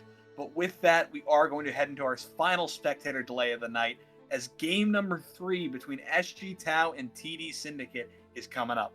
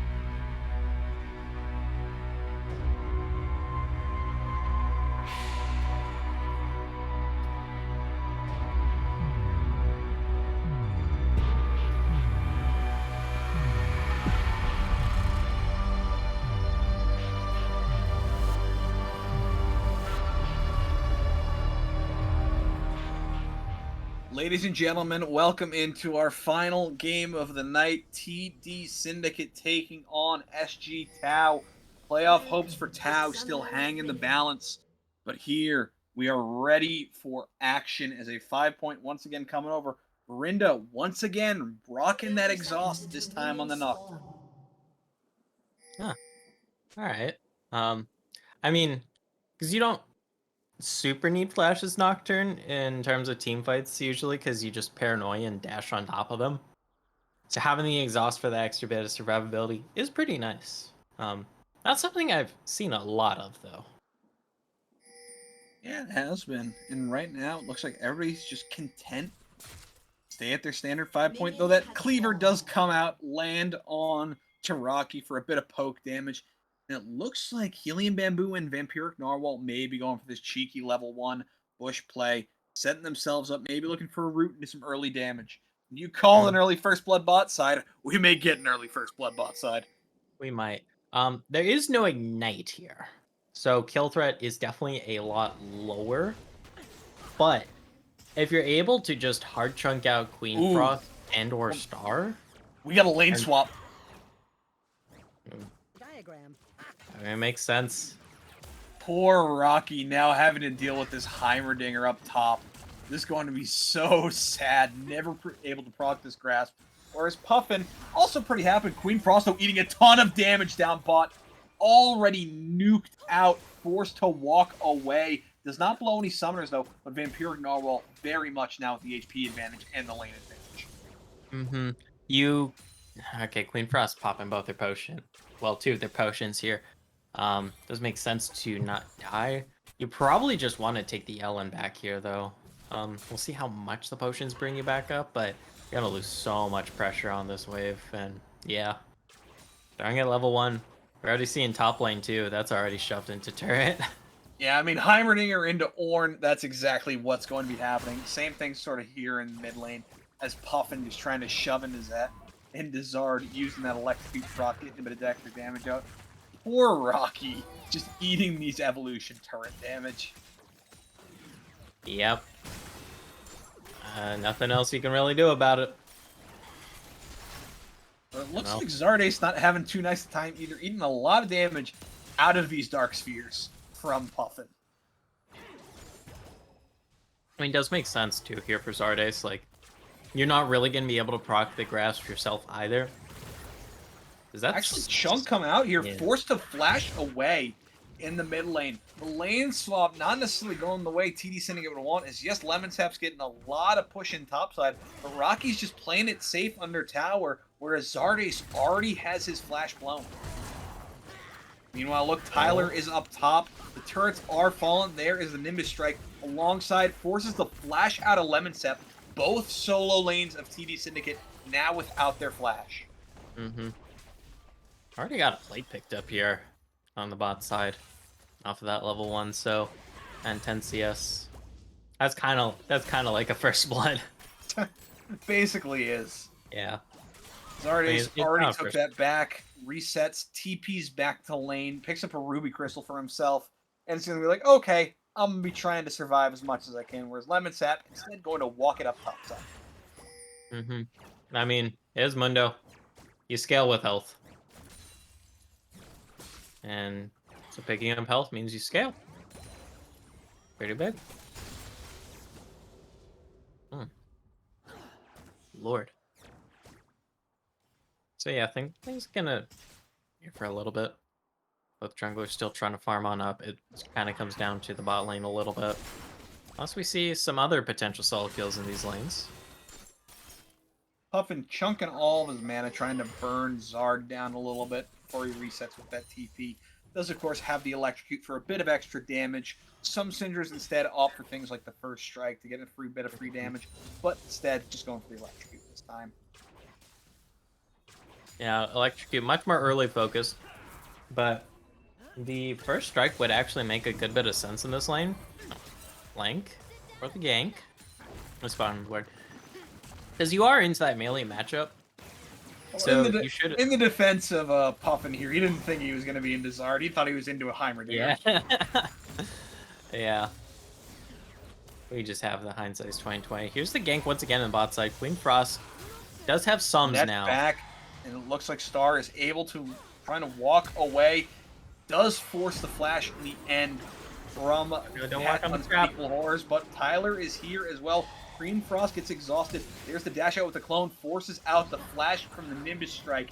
And that means, in the end, flash for flash exhaust blown down bot. Flash and exhaust for flash exhaust down bot side. Mm-hmm. Getting out the flash from Vampiric Narwhal is definitely nice, though. That is going to make this a much more vulnerable Varus. The other's still hovering around this bot side. One's backing off. Brenda does not have flash since they did take the exhaust. Can just walk around, though, once again. Gonna be met by Tyler in the river. Well, this bot lane is basically just a 3v3 right now, as both solo laners like, okay, we know where our junglers are. Have fun, guys. Yeah. Something I want to note here, Zardace, despite being on this melee and deranged, actually up about 10 CS. How? I don't know. That is something that sometimes happens where you focus too. Oh, okay. Life Binding lands, Narwhal stepping up, but he is going to be pushed back by those high notes. Bamboozle stepping up for the auto. Verinda still in the area. They want Queen Frost, and they want him bad. Tyler's going to be spotted here. Tyler here is going to run into an Unspeakable Horror, is going to need to use that clone over the wall, does escape in the end. It's going to be okay, as that Duskbringer path still following him into the jungle. Yep. Spot that on out. Queen Frost, you got it back here, buddy. Queen Frost is playing with fire. Yeah. Because, you know, one stray arrow. Mid lane, though, Verinda is here looking to get onto Puffin. Puffin sees it coming, going to walk out. Oh, no. All the Forge got Rocky shorts it. Not going to hit anything, as Lemon Sap's going to walk away after dropping that powered tower and force out Rocky's flash. Oh, no. That sucks, dude. That sucks. Puffin. Scout of the week into the Unleashed Power with the Electrocute. Puffin picks up first blood. Disrespect from Zardace. Not thinking the kill threat was there for Puffin. Yeah, because, I mean, Zardace does have the maximum dosage available. Did also have the passive available there, so that was technically enough to survive. It's just you didn't pop the ultimate, and you didn't have time to pick up that little vial on the ground. And first blood, even though we said is kind of guaranteed to happen in bot lane, actually happens. Look at us, wrong again. What's new? First. Rocky, though, topside, still having a really rough time into Lemon Sap on this Heimerdinger, just going straight into the MR with that Negatron. Can TP up topside to catch this wave as he likes. But just going to be walking there for now. Mm-hmm. Don't really want to force it. Save that teleport for any fights that do occur. You know, Dragon's still available. As Hex deck as well. Nice one to have. Oh, there's the TP topside. Oh. Decides he wants to catch this big wave that's coming in. Plays it safe. As Tyler's still farming away on these camps right now. And that means first drag of the game going to be heading over once again to TD Syndicate. Yeah. Actually, no. Last game it was Tau. You're right. Last game it was Tau. It was blue side who's gotten first drag this entire series. Yep. But that means looks like Tyler's gonna be playing it, saying, "Okay, you took the dragon. I'm gonna take the Herald. Trade of objectives, possibly coming in with that mid pro going over to Puffin." But Lemon Sap could potentially rotate down here if he wants to. Okay, Puffin rotation to the mid. Chunking out. But Verinda now shows up, lands that Dustbringer for that move speed, uses the Dark Spheres, trying to pop the Spell Shield. Tyler in the area, disengages, but that does mean he's pulled off the Herald. Ooh, that's Lemon Sap making that rotation. He is there first. Tyler picking up these honey fruit, getting some HP back. Nimbus Strike in. There's the cycle. The darkness over the top. Call the Forge God coming in, but it will be a knockup coming in. Verinda will take down Puffin with Lemon Sap's help, but Rocky trades it back. Tyler trying to run away. Picks up one more honey fruit. But these towers and the Heart Zapper means that Zardace is going to be able to pick up. No. Tyler goes back in, but the damage isn't there, and the healing is. Zardes picks up another as Lemon Sap is now 2-0 on this Heimerdinger. And Tau, they had the initial pincer move onto Lemon Sap, but then the counter pincer move from Syndicate there. 3 for 1 in that top side. Did say kill on the bot side though, so globally it is the 3 for 2. 2 for 2 in the end. Play here.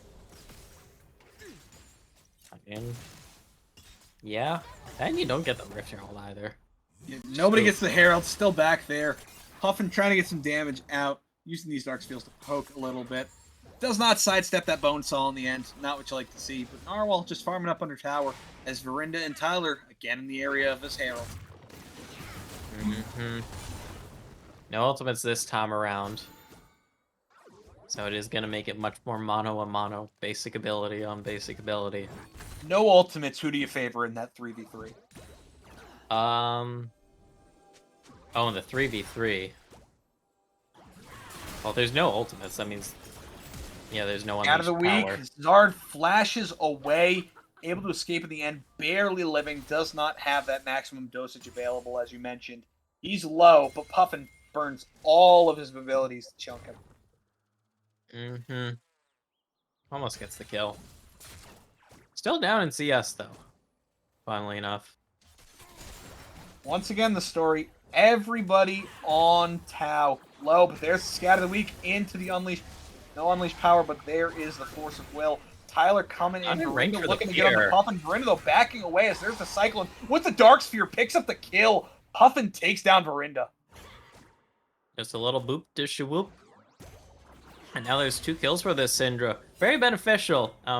We are leaning against a Mundo who is just building pure tank. In fact, it is still just pure health here on Zardes. Isn't surprising, but I figured there'd at least be a little bit of magic resist here to deal with this. Finding lands, but Queen Frost looking to chase down Narwhal, get some autos down on the Helium Bamboo. Net back lands, there's the Call the Forge shot, goes wide, does not land on the Lemon Sap. The peel back is going down to the Herald. Tyler is low. Rocky does a good job blocking all of those rockets. Puffin is there, though. There's the scat of the week into the knockup off that Searing Charge, and that's going to be Rocky taking revenge on Lemon Sap. Ooh, okay. Close one, though. We can see what that Leandri's already completed here. Or Lemon Sap. It is becoming quite the pain. Okay. I'm looking at this path towards bot side here. Verinda does have here, and he does have the paranoia. He's looking to come in. Darkness possibly going to be called to. Light Binding lands. There's the root, but a charm is there. 1 for 1 in the end as the Piltover Peacemaker does take down Helium Bamboo before the paranoia comes in. So 1 for 1. It does also cost the paranoia, which is pretty big. We can see the timer for that Mountain Dragon being spammed. We got 50 seconds till that's up, and you will not have the paranoia for that one. No paranoia, no Call of the Forge God. The big 2 ultimates for both sides that will not be available for this for this fight. Also, Chains of Corruption likely not up, as well as the Encore. So a lot of big deciding ultimates not going to be there at the fight, but the Dragon, of course, in 30 seconds. Oh, Call of the Forge God should come up shortly after the Dragon spawns. Won't have it to set up anything beforehand, but... And neither top lane are going to have EP to join this fight, so likely just going to be a 4v4 that we're looking at. Tyler looking to go in. There's the Nimbus Strike, but Zard's already on him. There is all that damage coming out. The Heart Zapper takes him down. Tyler feeling a bit too aggressive with just the Sheen and a Caulfields. Yeah, you are not going to tank that. The Tyler is already low. This could be a counter kill. Offhand looking to get some damage out, forces out that maximum dosage traded for the Unleashed power as Zard is chunked out, and that means back there with no TP. Verinda, though, looking to get that fear off of the Unspeakable Horror. There's the final spark over the top, taking a chunk of damage. But that means nobody's on this dragon, and Tyler is now back up. Puffin, though, low on health, possibly backing up. Helium Bamboo lands the root, no follow-up. Going to be all there, but Lemon Sap has prio topside, is making that rotation. This dragon could be a big fight. As Rocky is also on his way, has TP if he wants it. Yep. Probably going to have to TP here. Unless this dance goes on a little bit longer, because right now, Syndicate, they are hanging back. They are playing pretty safe. Queen Frost, you got to be careful There's here. an arrow landing. Chains of Corruption do land onto Queen Frost. The Paranoia coming over the top. He's onto Puffin. That's going to be one falling. Not just yet. Verinda is there, though. The auto's coming out with lethal tempo. Over the top, there's the final spark. Star gets a good root off the beat drop to try and disengage. But in the end, that is 2 for 1 going the way of TD Syndicate. Though they do lose their jungler, so this Dragon take could be a bit risky with the fact that Zard is able to take out a chunk of damage. Queen Frost, though, chunked as well, and that may mean that SG Tau just going to give up this objective despite the side of TD Syndicate not having their jungler. And it all started off there. Queen Frost just overstepping and getting caught out. Zardes looking for a possible root. Auto's coming. coming in. Herald is popped mid as they're looking to chunk out this tower, but it looks like they're just going to get a bit of damage there. No tower secure as a minion wave is coming in, and Queen Frost is too low to step up. That is the dragon, though. The mountain dragon going over to the side of TD Syndicate, and Mundo loves his mountain dragons. But now Star and Queen Frost stepping in, looking to get a bit of damage on that tower. Instead, they are just backing up. Yeah, couldn't quite finish it off even with the Herald charge there. And things are going to reset here. Bit of a lead here for Syndicate, both in the goal, but mostly in those 2 dragons that have been picked up here, Bickle. Gonna give him that extra bit of scaling edge. Definitely will. Still plenty going on. Scaling on the board. Possible Cloud Soul going to be available for them in a couple minutes. Rocky, though, just shoving away as Lemon Tap's getting some damage out. We do see Tyler and Verinda in the area, and it looks like they're fighting over the Scuttle Crab, as Tyler does have the mid-prio of his AD carry and support to join him if he'd like. Though, throws out the Scat of the Week into the Unleashed Power. 1-for-1 trade, but there's the charm over the top onto Verinda. In the end, it's a 2-for-1 traded across the map going the way of SG Tower. What does that net you here, though? No Herald to pick up right now. Is Maybe that a mid-tower? No, both these minions are 1 health. Yeah. Yeah, an auto attack on that. The answer is nothing. It gets you double buffs. Which is, you know, a little consolation prize. Sad state of the wave. Sad state of the wave was, yeah, it's not happening. Do also get some damage on that bot lane turret since we saw Puffin crash into it, so a small little victory that might make the next small victory you get become something notable. Exactly. Dragon up in 3 minutes. Baron spawns in 2. Those are the 2 big objectives to watch. Looking at items across the board, Mythics online for Tyler, Puffin, and Queen Frost. We have the Sunderer, the Leandries, and the Gale Force. To the Leandries, Stridebreaker, Heartsteel for the side of the Syndicate, with the Bork again coming in for Vampiric Narwhal. Makes sense. I mean, worked out well last game. In fact, worked out very solidly. And this time around, there's a lot more health stacking. You know, Rocky, full health on this Ornn. Tyler will be stacking up a metric ton of health as this Wukong. Tyler just grabbing some honey fruit, healing himself up. Herald is available. Don't know if either team's really going to look at it over this next minute, though. Tyler potentially looking at it right now.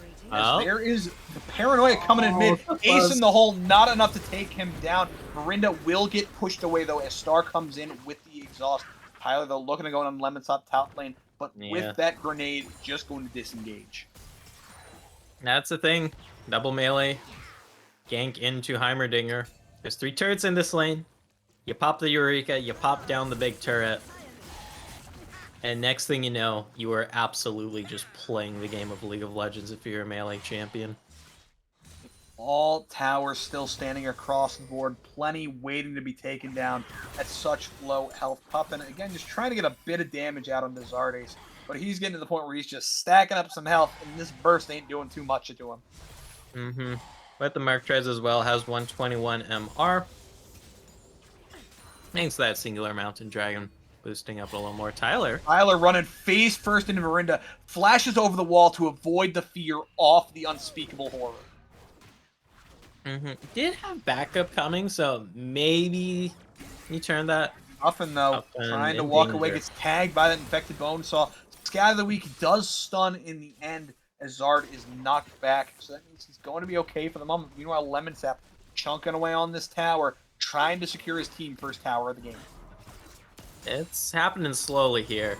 Could be any one of these turrets, because Liam Bamboo mid lane, goes that's behind. constantly under threat here. Queen Frost and Star is pushing that one on in. Tyler looking down bot lane, does have that Cyclone available, but Mundo with that canister, not much going to be able to happen. He will go where he pleases. He's looking, he interrupts Tyler, forces out the Warrior Trickster clone. Yeah, just being a little bit of a cheeky Nando in Orlando here, in the bot side. 50 seconds till Dragon. Expect to see a fight over that. Gonna be a bit of a big one. And it looks like Star right now trying to get vision in the area. Does have Pink, though, is out of his regular ward. The Starter Choice not available. Would need to reset. Whereas you look over at Gillian Bamboo, and he's got all of it available. Meanwhile, bot side, first tower goes over to Dr. Mundo. First It looks turret, like 21 Verinda minutes into the game. instantly calling this right now. They're saying, we have River Prio. We are taking this right now. And there's not a thing you can do about it. SG Tau not even going to try and contest, as now Laser comes in mid to try and clear the minion wave, but it does mean the mid tier 1 will fall for SG Tau. But Syndicate, I mean, that's an overall dub for them. You already got first turret there. You're able to put yourself on that soul point. I'm feeling fine and dandy. 5 minutes on this soul fight. That's going to be a big breaking point. Obviously, Cloud Soul, not necessarily the most impactful ultimate, but a Dr. Mundo with Cloud Soul sounds absolutely terrifying. Mm-hmm. Yeah, and also, it makes the Nocturne stick on you that much harder. Yep. Because you just get so much move speed when you ultimate. Lands that bone saw. Tyler coming in, lands the Cyclone there. The Blast Cone is available. Zardace is able to get away in the end. Cyclone traded for that maximum dosing. Queen Frost, though, is tagged by that Duskbringer, but it looks like they're just going to be walking away as Puffin and Tyler in a bit of a scary spot. But Lemon Sap, meanwhile, just pushing away. Zardace not able to land as Queen Frost picks up the blue. Star, though, in danger, lands the Encore, but just going to be walking away. Paranoia coming over the top. There is into the back line. 3 members. Nobody is dying, though. Scat of the Week lands on the Verinda. He will fall in the end. Rocky trades his life, though, to peel for his team. 1-for-1. That was Lemon Sap also TPing in. Puffin chunks out. Lands the grenade, though. Lemon Sap gets a double stun. Tyler, Warrior Trickster over the wall. But there's the light binding onto Queen Frost, who falls. Helium Bamboo making sure he stays dead. Mm-hmm. Byron is on the table. It is 4-2 on the map. You are lacking Smite, though, so... yeah. Just go for the mid lane turret. Full play, though, by Syndicate. Playing it safe. Yep. It's taking a nice, very definitive dub there. It was looking sketchy for a bit when Verinda dove into 4 of them, but just not enough follow-up there for the side of SG Tau. As Lemon Sap came in to play the hero, big double stun off the grenade. Mm-hmm. Just really finishing off that fight there. They already kind of won by that point, but that's what really let you secure some of those final kills and make sure that extra gold in the bank, further your gold lead just some more here. And you're sitting up now on the board. Dragon in 2.5. Verinda looking at Rocky. Not necessarily the person you can burst out the easiest. Yeah. Maybe if you had to Blade the Rune King here as Verinda. Okay. Now with help. Get on. He does have the assistance of 2 members here. But Rocky's trying to go. Uses the Searing Charge. Call the Forge God coming over the top. Cyclone lands. There is Verinda falling. Pops the Paranoia to try and disengage. Knockup comes in. But here's Lemon Sap again. Zardace looking to run down. The Cleaver lands. He takes down Tyler. As another light binding will secure the death of Star. As there's the Chains of Corruption. Queen Frost running, but the Bork move speed is there. Zardace lands a Cleaver, trying to keep chasing, but the Blast Cone gets Queen Frost out to safety.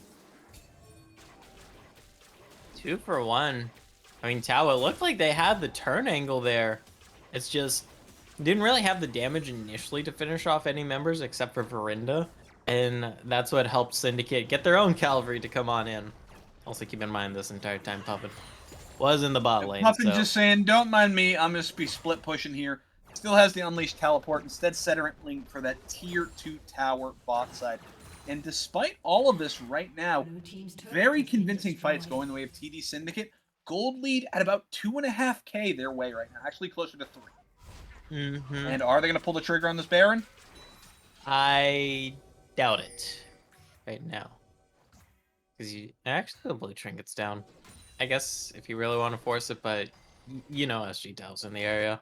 Drags up in 40. No reason to flip it right now, and you can just make sure you get some objective for yourself.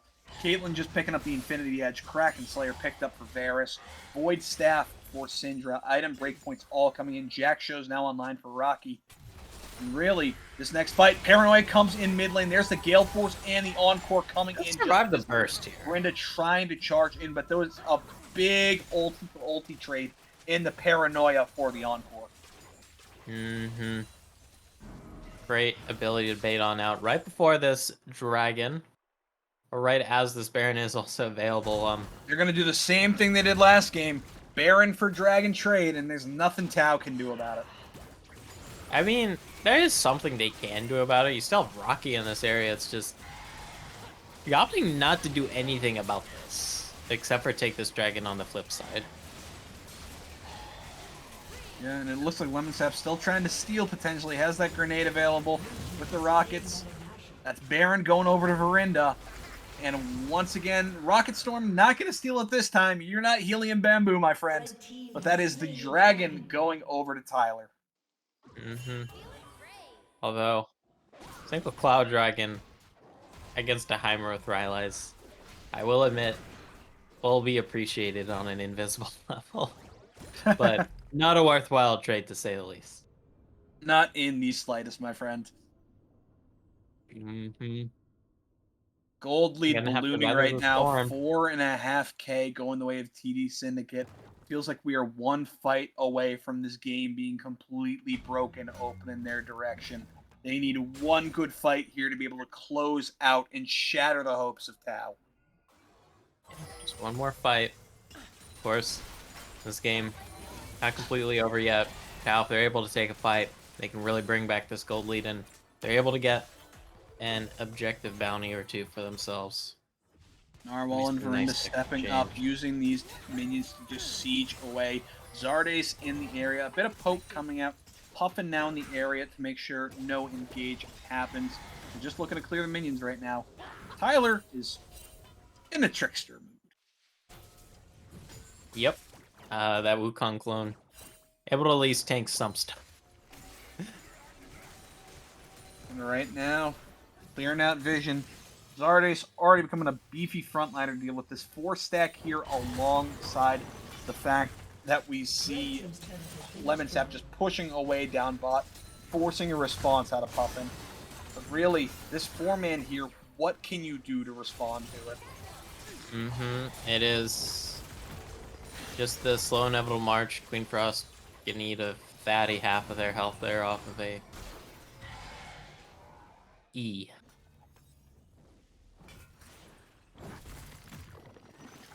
So much damage coming out here. Rocky trying to use the Bella's Breath to clear a little bit. Scatter the Weak lands. There is a stun as well coming on to start. Tyler trying to clear these waves. Ooh. There's the light landing on top of that final spark. Chunks out Star, forces him to flash away afterwards. And right now, you can just see TD Syndicate wanting to siege away. Yeah. You don't even have to auto this turret too much, but yeah, now you got free range to auto attack it. But the cannon minion was also more than enough. Scout of the Week lands. Verinda trying to back away. Zardes stepping up. No Bonesaw gonna land. We're us getting ready for a 5v5 soon enough. You feel like you can't just give this one. Call the Force not calling over the top. It's a stun onto 3 onto the Cyclone. Charm onto 3 as well. That's a big shutdown on Lemon Sap. Meanwhile, on the back line, Verinda just dives in. Star trying to peel for his team. Narwhal shredding with this play of the Rim King. Star will fall. Pilton for Peacemaker, not enough. Rocky, though, in the back line, getting some damage. Gets the Bellows Breath with the rock, with the proc. Queen Frost now doing the damage. Zardes, the last man standing for his team, trying to run away. The Bonesaw does not land. Queen Frost and Rocky standing to the Zard Ace Mundo. Queen Frost trying to do this 1v1, but Zardes is full health. with an ult with plenty of health to spare. And in the end, that is a 3-for-4 advantage going the way of SG Tau, but their base has been broken. We already see the supers coming in. That's how long Zardes was just hanging around the back end there. Minute 15 until Dragon here as well. The Mundo meat stick in the front line. Hard one to deal with right now. The Ornn items are starting to come through. So that is something. You almost have a 3 items Queen Frost here. Once you get that last Whisper that I assume they're building, even just the base one. You need an LDR here. Yeah. Yeah, LDR, that's going to be a huge boost, but even just the base last Whisper, that's going to be a nice little noticeable bump. But also the Zerker. Dragon coming up 45 seconds. That is Cloud Soul for the side of TD Syndicate if they can secure it. We saw a great engage from Rocky alongside Star and Tyler with the Call of the Forge God into the Encore and the Cycle. There's the ulti. Puffin's caught. He lands with the Chains of Corruption, pops the stopwatch. Paranoia coming into the backline. He eats a cleaver for his favors as Narwhal will take Puffin down. And that just means this is a free soul going the way of TD Syndicate. Easy peasy soul pickup here in 10 seconds. You gotta wait around for that. Tyler. Tyler, don't be a hero, Tyler. Yeah. You can't really contest that one, bestie. Looks like Verinda and Narwhal just going to be shredding this Cloud Drake. Tyler trying to get anything he can in his jungler, but he's eating some damage out. Lemon Sap drops the turret. There's the light binding. There is the final spark. And there's the Cyclone to disengage, but the Rockets take him down. Lemon Sap picks up another kill and a blue buff to boot.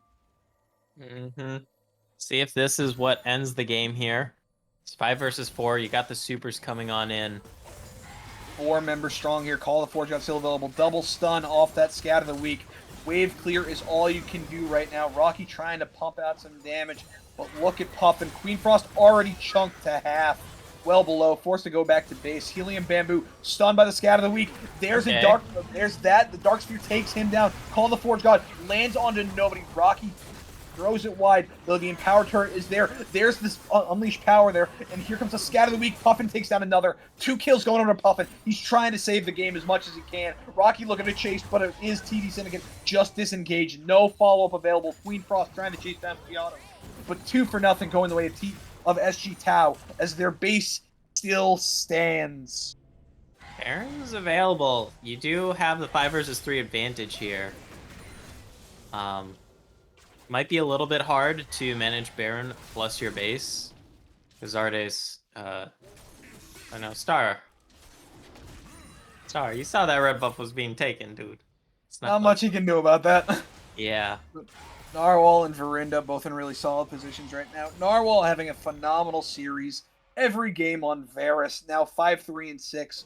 Zardes 4-1-7 on this Mundo, was paired up against Puffin in the mid lane. Suffered a little bit early, but came out on top when it mattered most. And now you got to feel like he is this unstoppable force that nobody on the side of SG Tau can deal with. Just such a royal pain to deal with. You do have the upgraded Leandries at least here for Puffin. Thing is, though, Syndra for Puffin, you're mostly looking to burst the backline if you somehow get access to them. This extra bit of percentage burn damage, no, it's gonna be nice against the Mundo, but you're not exactly gonna be melting through Zardes. Thankfully, though, Queen Frost does have the upgraded Gale Force, does have the makings of that Lord Damis coming on through. Baron on the table, both teams rotating over. We do see Zardes down on the bot side with all 5 members of SG Town out in the area. That's a light binding into a Paranoia, as that is Puffin caught. That is the last thing you want if you are the side of SG Tau, is he's running and he will land the Scat of the Week, but there is not enough. Arm comes over the top, TP coming in. Verinda will fall to Queen Frost. There's the autos coming in. Double kill to Queen Frost. Call Forge God coming over the top. It is a knock-up. Zardes there is though. He's getting the autos out. Queen Frost will fall. Zardes looking to continue the chase. There's a slow coming in. Empiric Narwhal throwing the autos. After the autos, the arrows are coming in. And that is Zardes looking to continue the chase, as that is SG Tau running for their lives. Star has has fallen. Tyler is the last man standing alongside Rocky, as it looks like TD Syndicate is looking to put the nail into the Subatomic Gaming coffin. See if they can end here. Got 3 Zardes members. is just tanking this. There. It's that turret pretty low. Zardes is air damage oh, starting to add up. And it looks Not like gonna be- thanks to tanking that tower, it is going to be TD Syndicate just backing away to Baron. And it just started there with the pick onto Puffin. That is not somebody you can have getting caught. Nobody can really get caught there. The second that Paranoia comes, TD Syndicate was in control, and they are heading over to this Baron now and looking to close out this game, looking to close out this series, and looking to close out SG Tao's BOL life. As the brute comes in, Tyler goes for the steal, not able to find anything, though the Paranoia is enough to disengage as Lemon Sap picks up Tyler. All hope is fading from the side of SG Tao. This is such a hard pill to swallow here. Because you already have the mid lane open. You only got 1 Nexus turret left. That is very low safety net levels, to say the least. Syndicate, they want to push in this bot lane. Can also work the top lane too. You got Elder, angle. minute and a half. So, hey. Gatherly goes wide. Narwhal's chunked out. He gets taken down, but the root is there. Verinda's looking to chase. There's the Unspeakable Horrors, but the stopwatch comes out. But over the top, it is Lemon Sap taking another kill into his pocket. That is kind of worth. Continues. Tyler goes in. He takes a big kill. He's hit by the light binding. Takes some rockets. He's going to have to disengage. Zard Axe here with the rest of his team taking down this tower. There's the knockup interrupted. Charm lands onto 2 in the back line, but here comes the call of the Forge God. Verinda's looking to chase Unspeakable Horse. There goes Star. There goes Rocky next on the board, trying to disengage. Tyler gets the knockup. Zard takes him down. Helium Bamboo looking to continue the chase. Lemon Sap takes the inhibitor over the top. There it goes, the final spark as the final drop of life is coming out. Queen Frost takes down Verinda. The towers are there. Lemon Sap throwing out these rockets. Lemon Sap has taken down Queen Frost, and they're looking to take down Rocky, and that is the final member of SG Tao. The final breath leaves their lungs as SG Tao's playoff hopes have crumbled. TD Syndicate take the series, and will it be advancing to the BOL playoffs? That is sadly the end of the line here for SG Tao. Valiant series, they fought until the end, but Syndicate just locking their spot on in here, showing why they are one of the top dogs here in the IBS. Oh, and it's so heartbreaking for the side of Tao, because looking at the game results that have just come in, CB Forsaken and ATS Renegades won their games, meaning if the side of SG Tao had just won either of these final 2 games, they would be going to playoffs. But unfortunately, that is not the case. We will be bidding them goodbye. We got to say farewell to all the teams that have finally been eliminated. Playoffs will be starting next week, but shoutouts go to Mystic Cats Red, to Abyssal Haven Danger Bunnies, to Revolutions Per Minute, Subatomic Gaming Neutron, Subatomic Gaming Tau, and ATS Renegades. Thank you all for your competition here in BOL IBS this season. It was great having you. It's a shame you could not make playoffs. But next week is when the action really kicks up, and I'm really excited to see this. But shoutouts have to go tonight to Syndicate. They looked a bit rough in Game 1, but they came out hard in Games 2 and 3. Yeah, really just kind of stamping it on down, locking themselves a very primo position when it comes to seeding. Yeah, definitely. Seeding still being decided. I don't know it off the top of my head, as I believe not every game has been played. CB Forsaken, though, I believe will be your number 1 seed coming out of Piltover, while CB Clowns had already locked their position in as the number 1 seed of Zon. They will both be receiving a first round bye. In playoffs, that's where it all starts next week. And we'll be catching everyone on the flip side there. All right, Go Farino, thank you so much for joining me. Wookie Monster, thank you for being our producer tonight. It's a pleasure having you. everybody that tuned in for this game, thank you so much. Once again, thank you to the raids from Low Budget LCS, from CB Gaming, and from Victorious. It's been a pleasure having all of you. Thank you, everybody, for joining us, and have a good week.